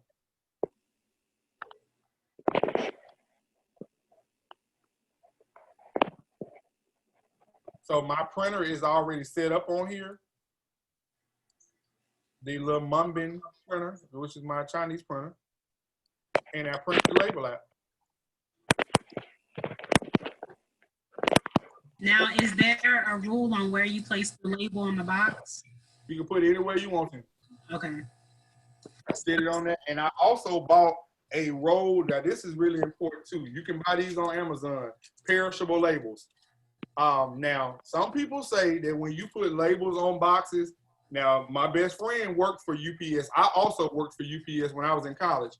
Sometimes when you put a label on boxes, it's like a red flag telling them to just fuck the box up. And that's just being honest. They just do what they want in the box. So I stick them all over the damn box. They be all over it. Get you a roll of them. It's got, I got it from Amazon. It's a roll of 5,000. Come on the roll. And I just use these on that and put the label on the box. Now, packaging is where it comes in. Now, if you don't package the items just right in the box, you're going to have a lot of refunds. So when I don't care how much bubble wrap you use, I usually buy the big roll of bubble wrap from Sam's Club. Sam's Club has, I think it's like $13 or $14 for a big old roll of it. And I make sure I wrap everything is bubble wrap inside of the box.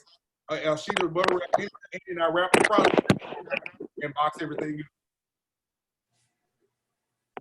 Okay, so we have our label, we put it on the box. Now, are you taking all your stuff to the UPS store, or do you have them come and pick it up? I just take it there and drop it off.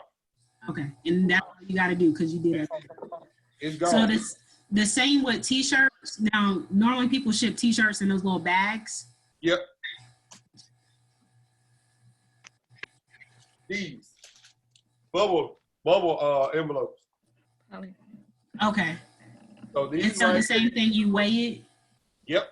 Now the thing about these right here is this is where you save money at on these bubble envelopes, because anything that goes in these, but for me, I have a rule, and all my people know anything that's under 16 ounces goes in this envelope. Anything under 16 ounces goes first class package. We'll show you the difference in it, okay?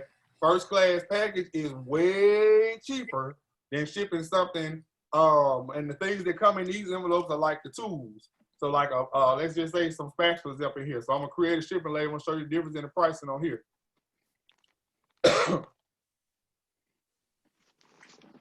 All right, so let's say we're gonna use this bubble envelope, the large bubble envelope, and we're gonna change it from pounds to ounces. I'm gonna say that it's 12 ounces. Now you see all of the different rates that pop up. We're gonna use first class package. It's $4 to ship it. They paid $9.05. It'll be $4 to ship it inside of this envelope because it's under 16 ounces. Anything under 16 ounces goes USPS first class package. It takes 3 days for it to get there. Sometimes it takes 2 or 3 days depending on where you at. We never use USPS first class mail. USPS first class mail is only reserved for magazines, textbooks, and CDs.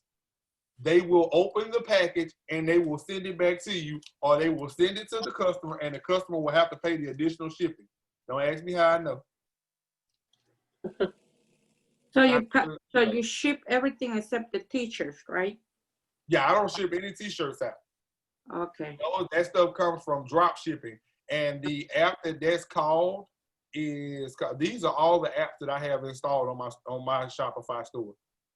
Some of them are free, some of them I pay for. Like the Judge Me app. Judge Me is where you guys get that automated email to give a product review. Like when you got something and they ask you to review it after a couple of days, it's an automatic service that does that. This is so important because what I've learned is people will forget that they had a problem with something until they get this review email. And they get a review email and they'll tell you the truth on there if it was a problem with something. I've only had 2 instances where somebody had a problem with something and I corrected it right then. And they had forgot all about that they even had an issue with it. This is so important. It's just like Amazon ratings. I buy stuff based on the ratings. I need to read the rating first to see if it's actually good or not. But the app that I use for drop shipping is called, this is it. Appleek is what it's called. You can write this down because you don't even have to have Shopify to use them. If you have drop shipping and you want to just start using your own services for shirts and stuff like that, you go on there and set up your account. It's APLIIQ. And you can go on there and you can set up all of the products that you want. You see, I got all the people on all these right here, all the people that wear these products. That's Heather, that's Jacob, and that's Amy. Lord.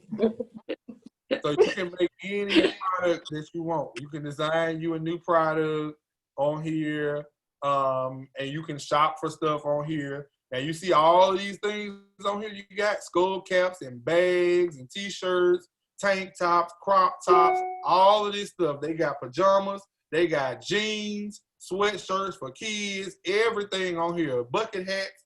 You can buy a whole outfit on here, denim jackets, and sell them and put your logo on it. What's their turnaround time? Sometimes it's about a week. I've seen, the longest I've seen it take was about 8 days. And by that time, people been forgot about it anyway. Because they were buying to wear with an outfit. I ain't had no problems out of these people. Like, it's literally, this stuff on here is really good. So what you'll see at the bottom is it tells you the price on it. So just say if this just, you want to design jean jackets with your logo on them, it costs you $45. But you can charge them $60 for the jacket. And what they'll do is they'll take out the money for it. You pay whatever it costs. Like this little drapery shirt, this flowy drapery women's shirt right here. Now it costs $10 for the shirt. Now you know if you go in a store and you see this shirt today, it's gonna cost $20 or $25 for that shirt. But that's how they get over. They pay one price and you pay one price. Do you have to pay extra for them to add your logo? Nope. You upload your logo on here and all that stuff is free. Okay. So most of the t-shirts are between $4 and $6. That's like your basic t-shirt. I've had some I had on here was like $3. I don't know how I got it that price, but it was like $3 for it. And you can design all the stuff you want. Yeah, they're gonna work right there. The Gilda's Men t-shirt. Y'all see this brand all the time when you go buy t-shirts. Y'all, that shirt only costs $3 to make. They sell it to y'all for $25 at the store, y'all. It only costs $3. Scandalous. People scamming y'all for the longest. I ain't been scamming y'all, but they've been scamming y'all. Right. All right, everybody got a question wrote down. This your time to ask me. I'm an open book. So what's the best, you know, I always ask about marketing and getting the word out. Mm-hmm. So if you don't have a large following, yeah, that's what I was going to ask. Do you suggest paying for ads? Yes. So what I did, my last ad I did was the one for the Orlando area when I was telling people about the sale in Orlando or something. Well, I paid, I want to say I did that ad for $100. And you want to make sure that you don't do an ad for longer than 2 or 3 days. If you do an ad on Instagram or Facebook ad accounts, you want to do it for 2 or 3 days. I guarantee you, y'all, you're going to see a return on it because you have to set it up to where you only showing the ad to people who are in that area. So mine is only marketed to the Orlando area for right now. I got it turned on just for Orlando. I got out of that ad that I posted for 2 days, I got 500 followers from that ad that was just for Orlando. That is extremely important, seeing that I'm not from here, and now my brand is out to people in Orlando. So another thing that everybody kept asking me about, this has been the $1 million question that I've been getting every day. How did I get on DoorDash? And I work at home. So I'm gonna tell you this. This is not the first time I've done this. I've been on Groupon. I've did other platforms as well. I will tell you this, and this is just my honest review of doing services like that. I'm not a fan of it. I think they're extremely unprofessional. The pay cut that you get, they take a 30% commission from that. I actually have pulled out of DoorDash over the weekend. And it was only because of 2 things. Their customer service was really bad. The drivers were horrible. Their attitudes were horrible. When you have somebody else that's really, DoorDash is representing your brand. You're not representing the DoorDash brand. So how their product arrives to you is a representation of you. So if they don't get it the way you sent it out, then it's a problem. I had a driver that went through the bag and was telling me that I didn't give the customer something. Sir, you don't know what the item is. So he argued with me on the phone saying that, hey, this is not what the customer asked for. How the hell you know? You don't know the difference between a cake bowl and a cake jar? Right. So I actually pulled out of DoorDash. But all it is making sure it's just like China, negotiating with the people and saying, hey, what do I need to do to get on there? Now, Atlanta is extremely different because Atlanta market is a little bit harder. I don't know if they allow for home businesses to go on to like those. I know that Uber Eats won't do it. DoorDash do. I did it. They don't check. They don't? Okay, good. All they just send the photographer to whatever address you give him. He came to my house, did the pictures and everything. My problem was the cut in taxes on it, so it didn't make sense. Yep, it did not. Only thing, the good thing that comes out of it, it allows you to be marketed to everybody in that area. That's all you're getting is free marketing. And that was the good thing about it, but it didn't work for me.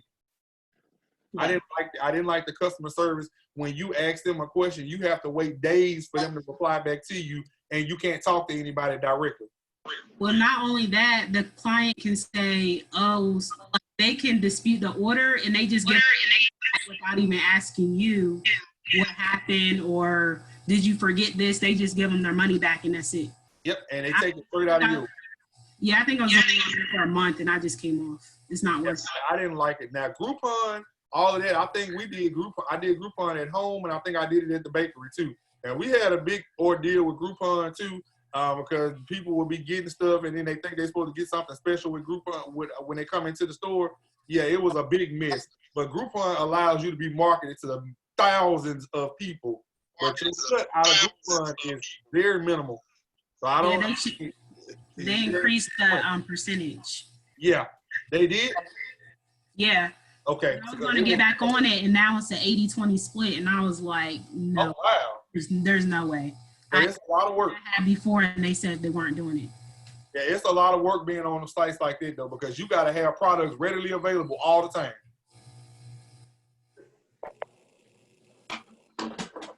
Any more questions? I see somebody new on here. No, I think that's me. I don't know. My phone keeps breaking up. I mean, my laptop, so I may have to turn off my laptop and share my phone. Oh yeah, I see. I hear a little echo. All right, y'all. Any more questions? No, Delane. Okay. I got a question. Okay, sorry about that. I was muted earlier. So Jeremy, you spoke earlier about the ads you ran and you got followers. I've been trying to do ads and trying to get my likes and my followers up. Can you speak more about how you hone in your audience, how you customize it, and which platform you're talking about to best get that up in my area? So a lot of people ask me about the followers part. So you got to, one thing you have to remember, I've had Instagram ever since Instagram was first created. When Facebook created Instagram, I've had that account since the very beginning. So I've built that account over the years. So the people that are on there are actually content-driven followers. So that means they're on there, but they follow me because of what I actually produce. So when you want people, the way Facebook and Instagram work now with these algorithms, that you have to make sure that you're producing content that the people who you're following or the people that follow you actually are interested in. So let's just say that I go to Nicole's page and I like Nicole's pictures. I like 5 of her pictures. Now tomorrow, Nicole will be the first thing to show up on my timeline because that's the way it's set up. The way they got it set up now, the way you interact with people. So you have to like, comment on these people's pages in order for your page to be on theirs. So Facebook, and I say this, y'all, social media is a full-time job. Anytime you branding yourself, social media, you have to be very, very conscious about what you post, when you post. You have to look on Instagram and see those insights that it says when you set up your business page. When you go from personal to business, look at your insights. When are your followers most active? What days are they most active on? What are they looking at this on your page when you post stuff to your stories?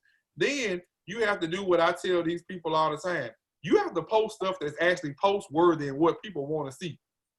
You know, some people, when I get on some of my students who post pictures and they'll post the same cake at different angles 6 times.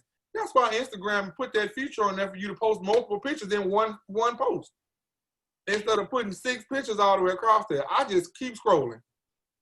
I mean, and I unfollow people because I don't want to see all of it. Just find one angle, a good couple of angles, and put it on one post. Instead of having 6 pictures spread out across your page to make it look like you got more work.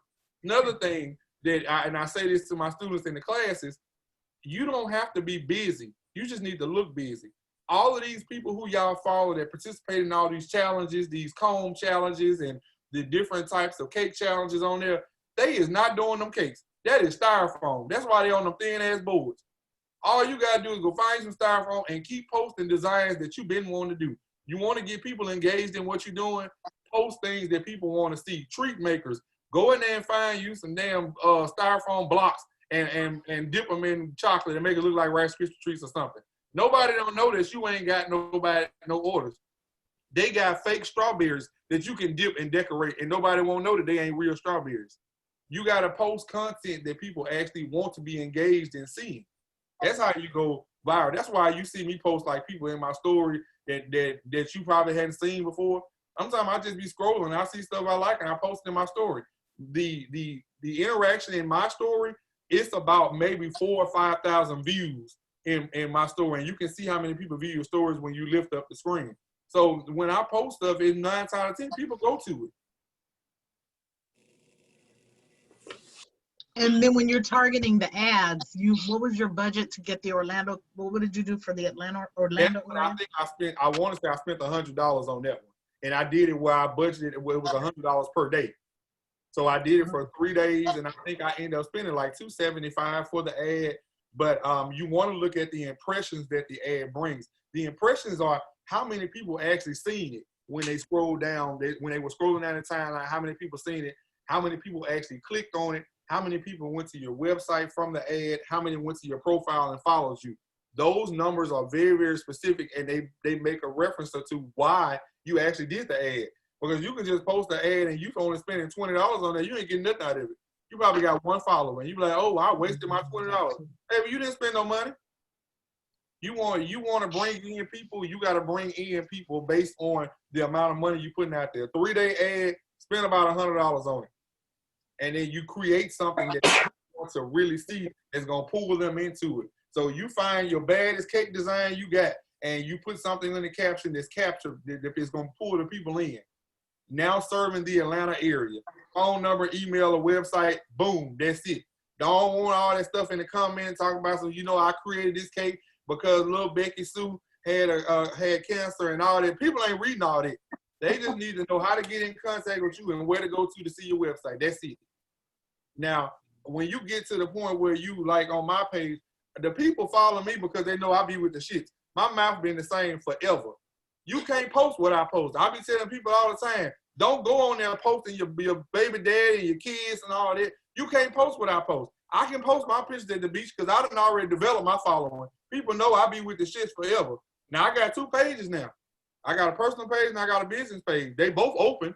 So here, the same people follow both pages. So I can post on any of them.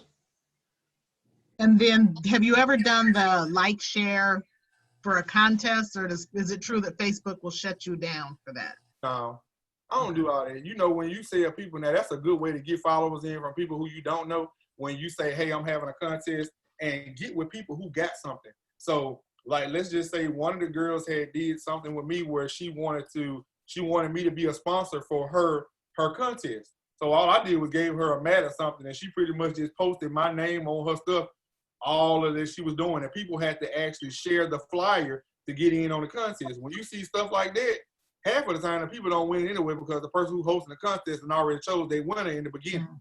It's really good advertisement for your business. Y'all laughing because y'all know I'm serious. People, that is advertisement for your business. You got to remember, every time somebody posts that flyer, they go into your page. Okay. Hold the contest. I don't care if you say you're giving away $50. Hell, you can get that $50 to your cousin. Say you're doing a $100 cash giveaway, a cash app giveaway. I guarantee you they're going to repost that shit 1,000 times. Thank you. Cake giveaway. When you participate to the Food Network Challenge, did they contact you or you contact them? They contacted me both times. With Cake Wars, they contacted me the first time. I couldn't go the first time because I had a wedding on the same date that they wanted me to go. The next time they contacted Portia and they wanted us to go together. They asked her, would she choose? They actually asked you to choose your partner, and they asked her to choose me because at that time I could go. For the Food Network Challenge, they contacted me. They had contacted me several times in my DM, and I thought they were bullshitting, and I kept ignoring the messages. It was literally about 3 or 4 times. And they finally got my phone number and they called me and said, hey, we've been trying to get in contact. I said, hell, I thought y'all was just playing. So I went on there. I will tell you this.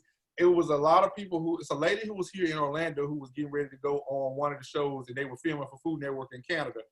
If you know that your work ethic is not up to par, don't go on these shows. And Ebony can tell you, it's a lot of work. Ebony has been on as well. It is a lot of work on these shows. It's not all what you see on TV. It's a lot of work. You are literally, I was on my feet for the Food Network Challenge for 20 hours. 20 hours. We were in Colorado, in Denver, Colorado. The air is paper thin in Denver, Colorado. My ass didn't know nothing about none stuff like that. It was cold as hell. And inside of the building, it was 95 degrees. Inside of the studio. At least you was in the building and not outside. Yeah, yours was outside. In 100-degree weather. It was horrible. So people were saying, why did the cake come out like that? Hell, we was in there with heat. Rice Krispies and chocolate gonna melt. Right. Now, I say, if you want to challenge yourself, then do it. I mean, you know what? I'll say this, but I ain't gonna make myself look like no fool. I will tell you this. There were a lot of opportunities that came out of that Food Network Challenge. A lot. So, I mean, it wasn't every loss ain't a loss. It was the exposure that came from that. It was everything that the followers that was gained. All of that came into right now making the Sprinkle Me store what it is because a lot of people see me on there. I still go places and people, the dude was installing my TVs on the wall the other day. He was like, man, I seen you on Food Network. I ain't even know the man. I'm like, just put my TVs on the wall.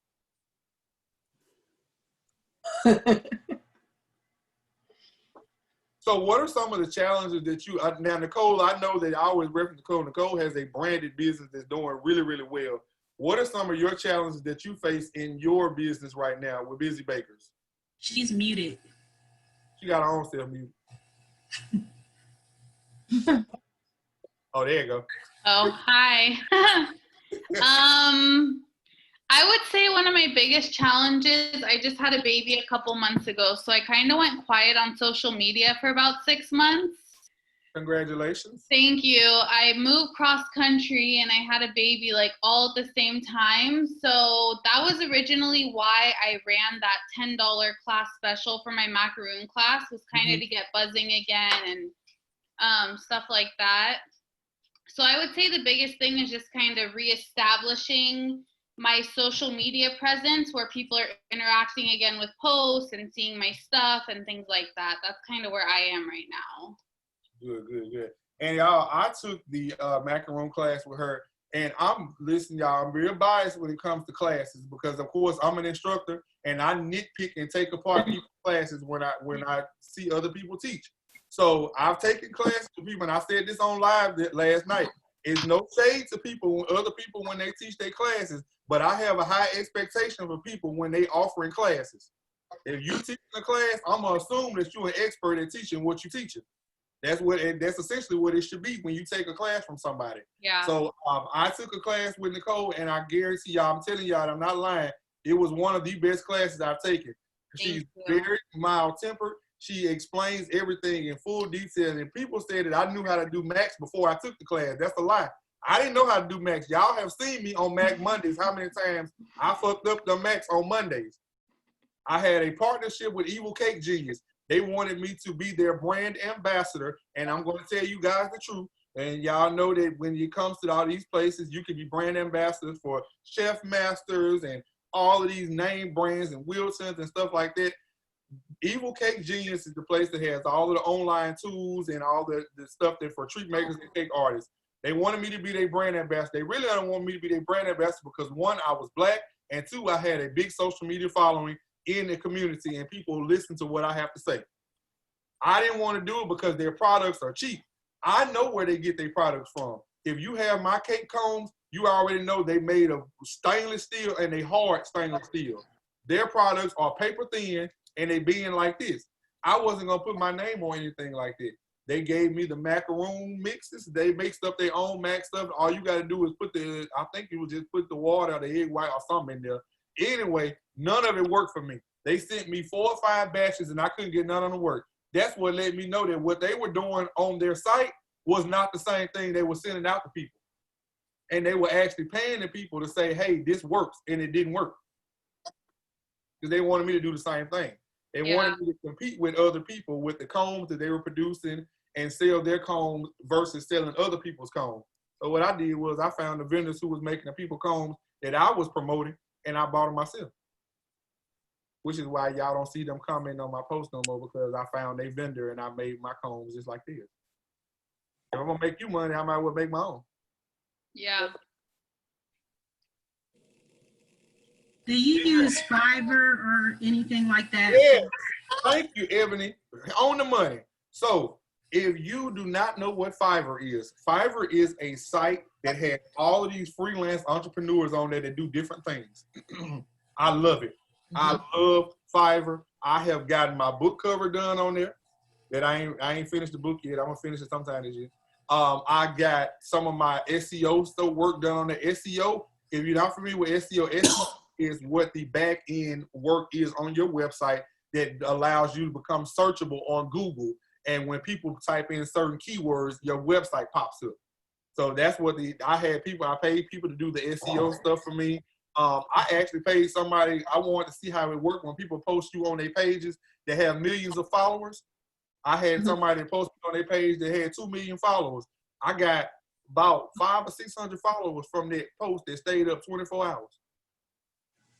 So, I mean, these are followers that are actually content-driven followers. It ain't those robots and stuff like that. So it's so much stuff on there. So I always say go there first. You know, I done stopped saying to go ask people for advice on stuff that have questions about, like if you want to have a flyer done and who do graphic design. I don't do that no more. I go to Fiverr and I find me a graphic designer or something that I want and I get it done, because I ain't got time to be trying to wait on people for weeks to get stuff back to you. And you can go on there and pay literally $10 and $20 for something that you're gonna pay $500 and $600 for. I have a question. Sorry. Go ahead. Okay. Do you use the SEO a lot? Like, do you have that fully incorporated for the best search engine? On my website, the key to great SEO performance is having accurate descriptions on every product on your site. So everything on mine, if you see all the descriptions, on my website, I put my English degree to use very well. That's why you see delicious and those keywords like that people are searching for, that you see a lot in different pop-ups. It's the description. If you have a hard time writing, use Fiverr. Fiverr they have people on there who actually can create all your descriptions for your store, for each product. They will go through your store and break down every product and write the description for you.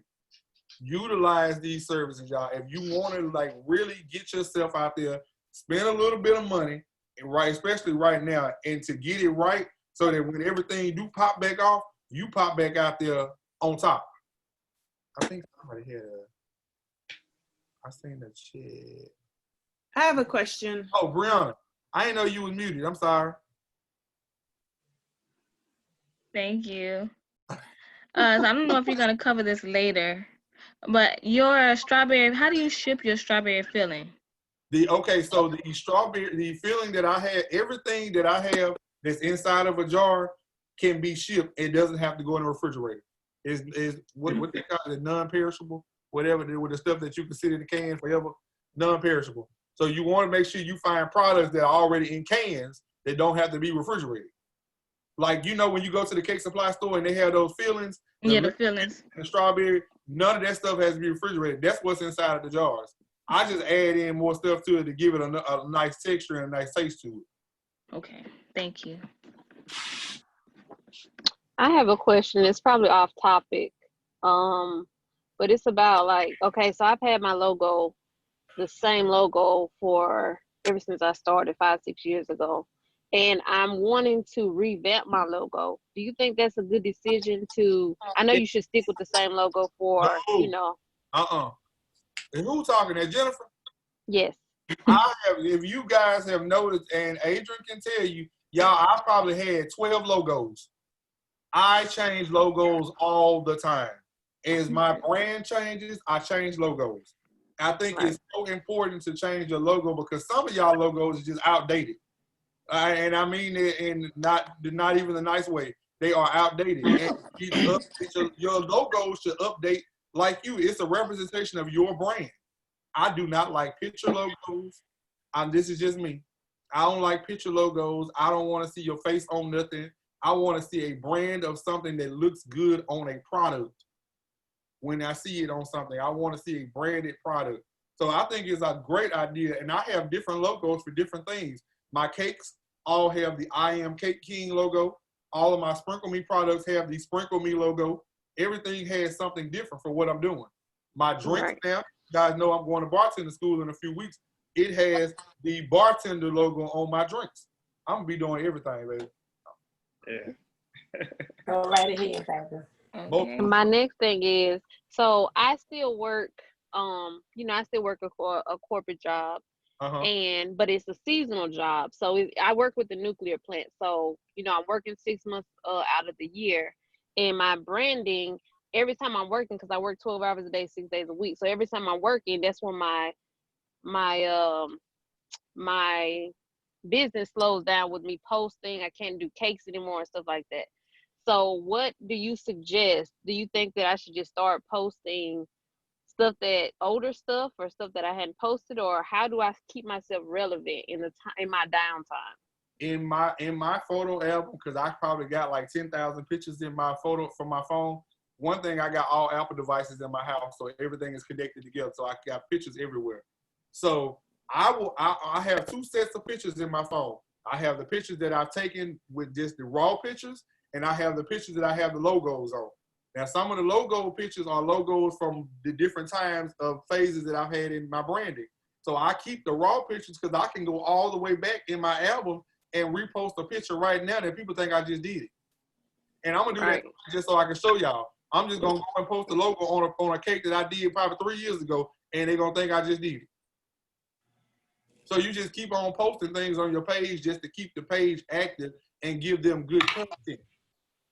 Even videos of you doing something. If you had a video of you actually creating something or decorating a cake or a treat or something, repost those videos. Go delete the old video and repost the new one on Instagram. Right, okay. I do it all the time. Jeremy, can you give us the path steps, meaning, so step 1, would that be get followers up to X number in your local market? Step 2, get your local cake sales up. Step 3, decide what you're gonna mail order. Step 4, get a like what do you suggest? First thing I suggest is establishing who you want to be. Who you want to be and who you want to market to. Who do you want your target audience to be? I know that just because I'm ratchet in my approach sometimes, I don't want ratchet customers. My market is not geared to Shaniqua. And just because I'm ratchet don't mean I want ratchet customers, because I know they're not gonna pay for what I got. Okay, so establish who you are first and who you want your customer base to be. Delane, I know you are very professional, and even in your personal career, I know you're very professional. So you're gonna be your approach should be geared toward a more high-end client. Even in the Atlanta area, is a more high-end. You're not gonna be getting cake orders from Kim who having a Kittyland birthday party and they spending $10,000 on a party for kids to be 5 kids there.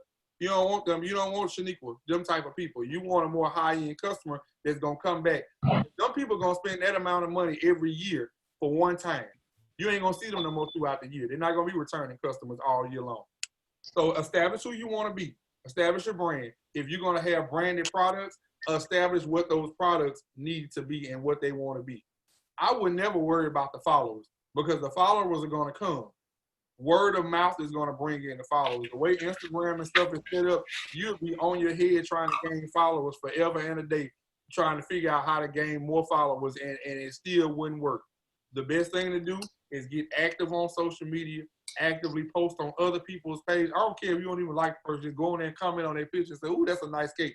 Some people, I just be commenting on their stuff just so other people can see my comment and wonder, who is I Am Cake King? It's always a method to what I do. People are up late at night. So I'll be up 2 or 3 o'clock in the morning. I just be going through scrolling and just commenting on people's pictures, liking people comments on their post. I go in the shade room and just be posting message shit just so I know people can come to my page. Because I know I've shipped to a lot of people that have been on the shade room. That's how I met some of the people who are named, like the celebrities, the dude, the Patty Pie boy, all them people like that. Like all them people, I talk to them on a regular because I be trolling on the shade room, being messy. I have a question. I got you. Kiana? Okay, yeah, I have a question. So I was on the Waiter app, and I'm not on there anymore because the price rate changed. I changed jobs, so I went from working home to working in a plant. So then I had knee surgery, so it was just a lot. How do I bring those customers from Waiter to where I am now? Where do you have do they provide you with a list of the customers that you had? I still have my iPad. Oh, well, here, turn it back on. Oh. Just turn it back on to get the information. Uh-huh. Okay. See, that's what I liked about Groupon. Groupon gave you a database of everybody's all of the names, their email address, and phone numbers on it. So you can export that data and go and contact them on your own. Okay. Because I noticed when I was on Waiter, it seems as if I sold more cake jars than anything. Well, Waiter is one thing about Waiter is you have to know the market too. Waiter they went bankrupt when their CEO quit. I have stock in Waiter too. Now their stock is down to like $2.30 a share. So I mean, you gotta follow the trends of these companies before you jump into them too. How they actually doing. Just because DoorDash was all popular, it only got on DoorDash because Marquis knew the man that was on there, so it was just a give and go. Yeah. Okay. Yeah, see if you can get the information and pull from your customer pool from who you had on there and who you're working with. Okay. Because I think it's still, I pulled up my computer a couple of weeks ago, and I was still able to pull up my restaurant, even though I have myself listed as closed. I was still able to pull it up on my computer. Well, list your stuff as open and see what happens. Okay. See if you can get back in the game. Let me see who I haven't heard from. Andrina. Yes. All right, you've been quiet. You good? I am. I did have a question. Okay. Some of your posts on Instagram look really professional. Do you use an app for like advertising or those posts? What type of post you talking about? Sometimes they look a lot professional, like it's like an advertisement. Some of your posts. Right here, baby. It's it right here. I'm my own graphic designer. Canva is what you need to get. Canva? Canva.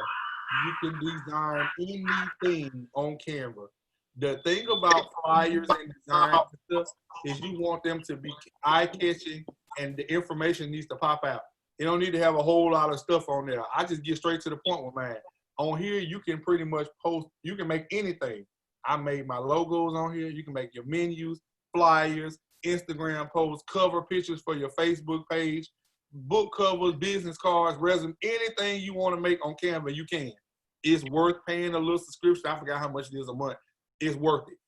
I will never hire another graphic designer because I can go ahead and use their templates and change the pictures up and do it myself. That's why they look professional, because somebody else made them. This is different. The one you was talking about, Fiverr. Yeah, Fiverr is a site that you go on to hire freelance artists to do things for you. Canva is just they have an app for it, and you can go to the web version.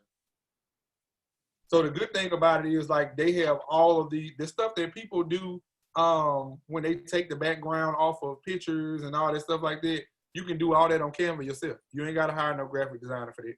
You can make your own logo. Jennifer said something about redoing the logo. You can do your own logo right here on Canva. They have all these templates on here, and you can go on there and make your own logo. Take the background out if you want to be a transparent logo, and make it yourself. You have the right to use any. You have the right to use any. Oh yes, I have the right to use anything on here. Okay. I did the whole presentation that y'all watched today on Canva. What's the app that you're using for your background right now? Because it's pretty awesome. Oh, the one I'm on right now? Yeah. It's not an app. It's actually on the features on here. That's why I told y'all to play with this Zoom thing.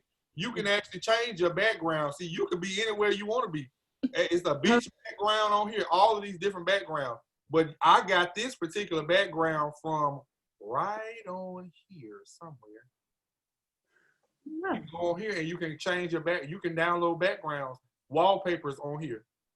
And I just uploaded that wallpaper to Zoom. So when you actually doing, because I know Ebony, you do a lot of meetings with the city. You can do it at home and change your background and be wherever you want to be. I know. Yeah, that's why I thought I was tripping, and then I was like, "Oh snap, that's a background or something." Yeah, it looked like I'm in a different board. Yeah, it's amazing. I found that on here though. I got it off Canva, and it's just a wallpaper that they had on here, and I just used that wallpaper and put it on I uploaded it here. I had to really play with Zoom a lot because I wanted to teach my classes on here from now. I was pull from Facebook and put them on my own platform because you know everybody who goes on Facebook, it boosts their sales. So I moved everybody from there and put them on my own thing. Good. So if you back up a little bit to your shipping, you were talking about New York, California shipping is a little more expensive. Yes. Does it just balance out for you? Like if yeah, because I don't pay for it anyway. It don't come out of my pocket. Whatever the shipping rate is, like I was just showing y'all, whatever the rate that they say is on UPS, that's the rate that they pay. I don't. It doesn't come out of my. Yeah. Oh, okay. Okay. Now you got some people that go on there and they make up their own shipping rates. So they'll just say, hey, if they know all their products is £1, they just go on there and change the rate and say £1 gonna be $10. Well, UPS only charge $5 or $6 for it. Why are you charging $10 for it? I see. They making their money off it. They paying for the box, the paper that they put in there. All of that goes into your shipping cost. I think it's really worth, if nothing else came out of this, getting an e-commerce account and knowing how to utilize Alibaba for branded products is the most important takeaway to take away from this. Because that can take your brand to another. I don't care what you sell. You can sell whatever you buy the most of at your house, you should have your name on it. The e-commerce account. The e-commerce account is do you pay for that monthly, yearly, or every time you make a sale? Look at her. Evelyn has changed her background. She in San Francisco.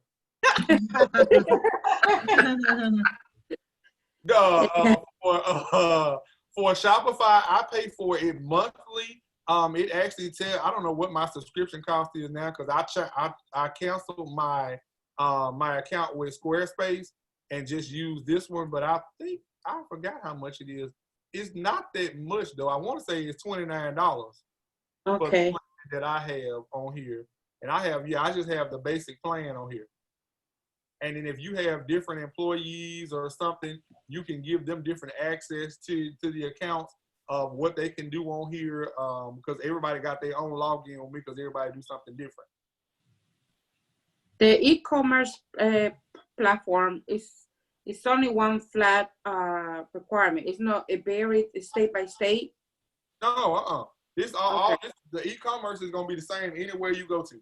All these Shopify, Ecwid, Squarespace, it's the same anywhere you go to. I just think that if you're going to be selling products, cake jars, anything like that, utilize one of these, Shopify or something like that. Squarespace is really, really good if you got a number of different other things that you're doing, especially if you're doing like business consultations and you want to explain what they are and give people different options and stuff like that. Squarespace is really good for that type of thing. Ebony, I don't think you should switch from Squarespace to anything else because I've used it for years and it works well. Especially for the range you need, I think you need to keep that. But if you guys are just doing products and you just want something easy for people to go and do, then get this. Next thing you want to do is buy you a domain name. You see mine is cakeking.com. And you should not be blah, blah, blah. Sprinkle me by cakeking. My Shopify by something else. Just like your email should be your name or info at whatever your website is too. You should have a business email. Not Hot Girl 22, My Sweets Hot Girl 44 and all that at gmail.com. Do you use a phone system? Phone, I have, let me see, I got somebody muted. I'm using Ring Central. Right. I use this thing called, why y'all muted? Okay, I use an app called Text Free is what I use. And on Text Free, you actually have a number. You can choose your number and you can have the minutes and everything on there, and it's just an app. So when people call me, they call this app and it rings to me. I used to have a Google phone number, but the reason why I stopped doing Google is because it was too intertwined with my phone. So it would ring, the Google number would ring, and I would receive text messages, and I'll be forgetting where the messages coming. You know, it get too mixed up. With this app, everything stays on this app. The text messages, the phone calls, the record of everything stays on there. And I send out I got little templates that I use for professional messages that I'll send out. It'll say like, your order is now ready for pickup. And it'll say sprinkle me at the bottom of the thing. It just sends a template to them. So they call back, it just call back to that number right there. And it rings different than my regular phone. Okay, I have a question. Just to go back to the beginning of our conversation about the e-commerce and the website. Mm-hmm. So if I do Squarespace, I don't need SugarSpace anymore, correct? No, because you said your SugarSpace account does not have an e-commerce platform, right? Right. Yeah, get rid of it. Okay. I have a question about it. Once again, it's probably off topic, but it's some things that I've been going back and forth to myself about. So I'm trying to get more out of doing cakes every weekend and doing cakes for every single event. You know, I'm trying to get more out of that and more into just branding myself, creating a platform for myself, creating products. How do you recommend that transition? I still want my cakes to be relevant. I just don't want to do them anymore. Like, you know, a constant weekend thing.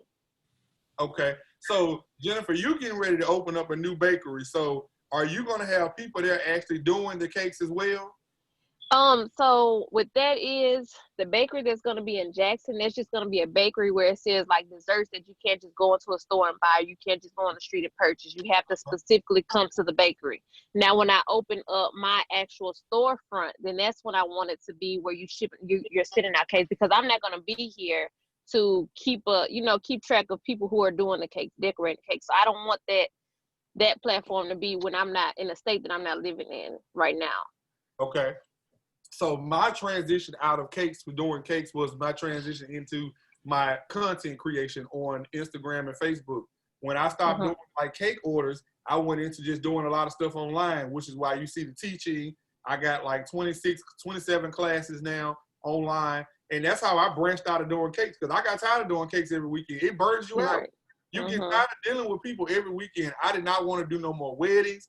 Really, to me, the weddings were depressing me, because you put all your effort into doing these wedding cakes, and these hoes don't even stay together. So it's like, I don't want to be a part of it. You know what I'm saying? And I went live on Facebook, and I told y'all a lot of times I was meeting brides and grooms and potential grooms that I knew from the other side. So I didn't want to be involved in their process of their wedding when I know how they are. So the easiest way for me to branch out was to start doing something else, doing the classes. And Jennifer, you are on your way already to really building your platform because you're teaching classes, you're getting ready to do the bakery, the school and everything, and pulling yourself out of. My advice to any of you who are looking to open up anything, everybody don't have an establishment of trust like I had. I had 2 people in my bakery that I trusted absolutely with my money and my bakery, and I could leave them there and I knew that it was going to go well. Adrian and Asia, I left them there with, and I could leave everything and I knew everything was going to be fine. If you don't have that type of establishment of trust, you need to make sure that everybody in your circle signs an NDA. That NDA is going to be your lifeline. If you get nothing else from your employees or anybody else, make them sign an NDA. Even the classes that you teach. I went back and forth about even making my people who took this class sign an NDA. But I know that the people who I chose for these classes, I know that they're not those type of people that's going to be out there blabbing their mouth on the street trying to give everybody the information for free. Right. So make those people sign an NDA when they come and work for you, or people who are, even the people who helping you in your house. You doing stuff that everybody don't know how to do. You can't let anybody come in and showing them your business aspect and then think they're going to be your friend and they see that you making this kind of money. I couldn't have anybody in my circle sometimes I make $10,000 and $15,000 in a week. So I can't just have anybody just coming in and just, helping me and seeing the type of money and they thinking, oh, well, I know what he doing. I can go tell everybody what he doing. He doing the same thing. No, make them sign an NDA. And that NDA needs to be so specific to the point that it says that if I fire you, you can't go work at another bakery for another 2 years. It's got to be, legally, it's got to make sense. It can't be way out there where you can't never do cakes again. No, it needs to be where you can't do cakes in the same city as me, within 20 miles of me, or within 50 miles. You can't teach anybody else the upside down method if I taught it to you. You seen it in my place. If I see you teaching it or you doing it on somewhere else, I can sue you. Recipes, all of that. Develop a recipe that's branded. I don't care if you got to copyright it. If it's something that you came up with, pay the extra money and get it copyrighted. Go ahead and get it trademarked and let it be yours. That's spending that extra money on it. When I see anybody with sprinkle something or sprinkle me or cake something with K stuff with K's, I politely send them a message. Or I go and tell my lawyer, hey, Demetrius, I seen somebody with my name on their stuff. Can you just send them a cease and desist? Because that's mine. It ain't just the LLC behind it. Sprinkle Me is trademarked. Cake King is trademarked. So it ain't just you spend a little extra money for that trademark. It's like $1,000. The trademark, and you trademark certain things up under your brand. And it's stipulation that go in between trademarks you got to be careful with because you have to be able to show articles when you're doing trademarks, so a business card, website, different branding applications, stuff like that. So because I have tools, they're branded with my name on it, qualifies me to be for a trademark. But you just ain't gonna just use my name and then think you're gonna get by with it. I have another question. I'm sorry. Oh, you fine.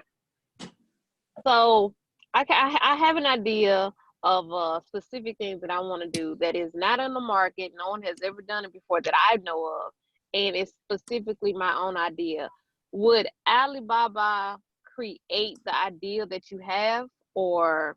Depending on the product that it is, if it's an actual product, they can. If it's something that's already on the market, but then nobody else is doing it in our industry, and as long as it's a physical product, they can do it. But if it's something that has to be made, like just say that you have a that's what it is. Something that has to be created. You're gonna have to be able to find a vendor then that can act. You're gonna have to search that Alibaba really well to find a vendor that actually creates products for you.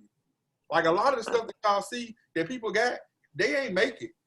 You know what I'm saying? Like, and I can tell you this, like, because I know these people, like the crayon case, the makeup line with Super Scent, all of that stuff came off Alibaba.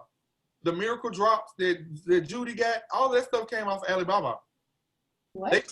They just paid for the formula and nobody else could get it. Because you can find something and you pay enough money for it, they won't allow nobody else to buy that item. Do you ask them to tweak certain things? Like you said, the spatulas, you wanted them to be sturdier. So you just ask them, hey, can you make this sturdier? Or they'll find something close enough to your specification. Like the mat, I wanted the outline to be changed to different colors in the name. You can customize all that stuff like that. The thickness of the mat, like those piping bags, like you had to be, like the piping bag, you got to be careful with, because you know you got some that be paper thin and you got some of the Wilson bags that be real thick. So they'll send you all these different samples and you decide which one you want to use. Pay for the samples. I got a question. Do you have a website where we're able to buy the fillings? Because when I used to be a bakery here, cake shop in Jacksonville, and she sold the fillings already. Huh? Oh, the fillings that are in the jars? No, in the bags. The bags. Yeah, the long bags. Funded Source sells them. Funded Source. They're in Orlando. His name, Brian, I think that's his name, that owns Funded Source. It's called Cakes and Crafts now. They sell it. Most of the websites online, if you go on Webster Run, if you do a lot of shipping like I do, get you an account with Webster Run.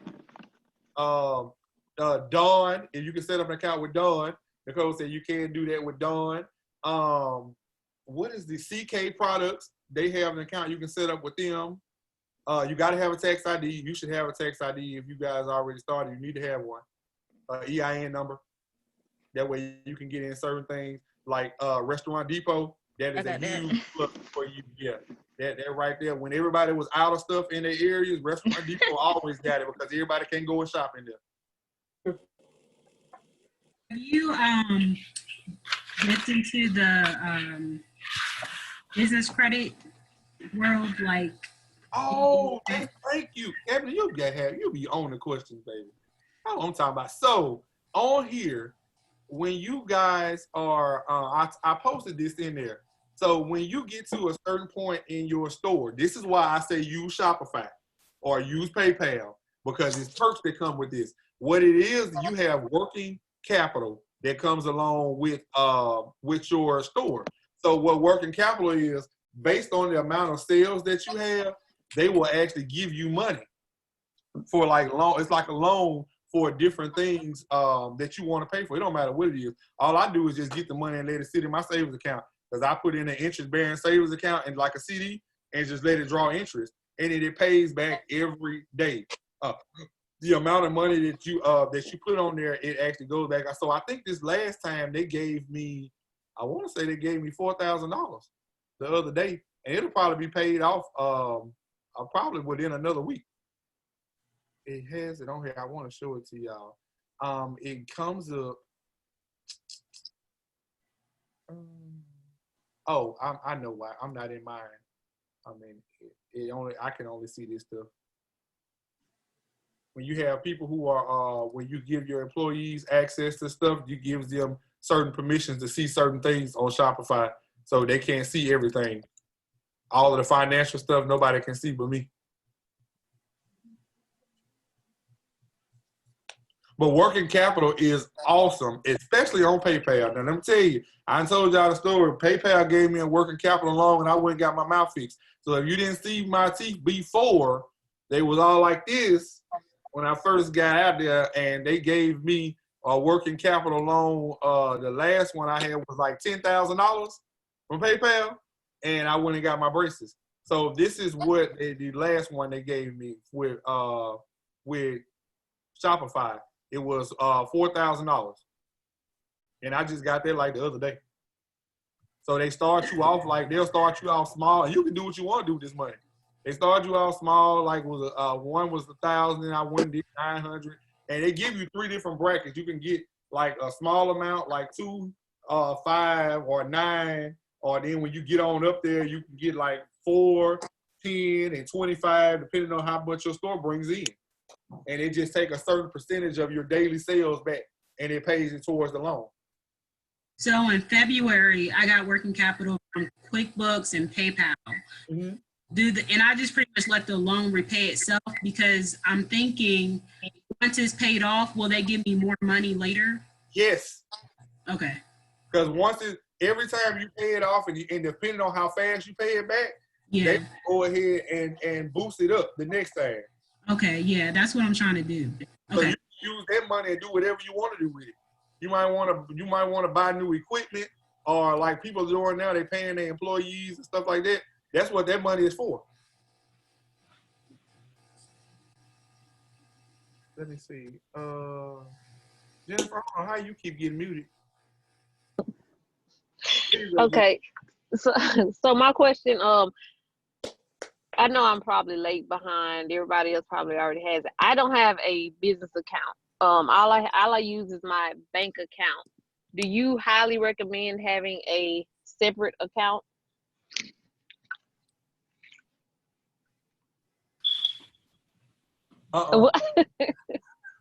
So listen, the reason why I say that is y'all know I done had the whole thing with the tax people and all that. So yeah, it's good. Technically, you need to have a business account when you get into a certain amount. Like the type of money that I have, I should probably put my money in a business account so that if somebody tries to sue me, they will only be able to touch the business fund. So what I'm gonna do is I'm gonna get a business account with Navy Federal, but I'm only gonna put a certain amount of money in their business account. So if they sue me, they only gonna sue what the business got and not what the personal. That's what separates your company. Remember, when you're LLC, the LLC separates your business finances from your personal finances. So if you get sued, they can only sue Sprinkle Me or Cake King LLC for what is in the business part of Cake King LLC, not what Jeremy got. That's why I keep my money in Jeremy account and not no business account. Okay. But yeah, technically you do need to get a business account though. I would suggest that. It does have a lot of tax perks and everything when it's time to file your taxes and everything. It's rare that I have to pay back money now because I've gotten really conscious about making sure that I follow the tax laws to the T now. Because I ain't trying to pay back $40,000 again like I had to do before. So it's better for you to have the money in a different account than to just get like business insurance? Well, business insurance depends on the type of business that you have. Because if you have liability insurance, that's more so if you have a brick and mortar building. It's rarely that you find people that are home bakers that have liability insurance. Sometimes you do, but that's if you're doing a lot of cakes and you're pushing out a lot of cakes every weekend, and you got them that's why I say it depends on your type of clientele that you attract. If you got ratchet clients, then you probably need to get some business insurance because one of them hoes gonna try to sue you. You know, I've been sued 6 or 7 times. Ain't nobody ever won. So the reason why I asked about the business account, because I know like the business credit thing. I've been getting a lot of emails about business credit. So I guess that's what my question is about. Yes. Now in that case, if you want, especially with you getting ready to go into a whole nother realm, you probably need to most definitely you're going to have a business account when it comes to your tax purposes now, because you open up a brick and mortar building. So your state filings are going to come out of that business account every month or quarterly, however you set it up to pay your taxes every month. So you're going to need a business account. Okay. You're going to be all right though. I appreciate it. Anybody else got a question? How So you feel about selling on Who's it? on Etsy? Candace? Yes. Okay, I'm sorry. Well, yeah, okay. I got 2 Okay. So just going back to the website. So with Shopify, do you have to have a website or is just you can No, Shopify is your website. Oh, okay. That's why you have a domain name. When you go to your actual website, it's going to be, that's your Shopify. You know, y'all have been on my website. When you go there, that's your whole website. Shopify is my website. So it pulls up the products. So like what me and Ebony was talking about, how we didn't like Ecwid, because on Ecwid, when you pull up the first page, all you see is products all the way across it. On mine, it only shows the future products that I want to have on there. And then it breaks down everything into categories for the shipping menu, which these people do not read. shipping menu, pickup menu. They put all of it together when they order stuff, and I had to end up refunding it because they won't read. And then like there, so with Shopify now, you can have where people can place cake orders, or they can go and see your work on there. That's the reason why you want to have a website, is so you can showcase your work. I ain't gotta have no website. I can put all of it on here now. I don't need it. I can sell products on here. All right, you see Kim got on the sit down whole shirt, and all this is all drop shipping. This is how you do the drop shipping. So they buy it on the website. The shirt is $22 on here. I already showed y'all how much it costs. It costs $4 for the shirt.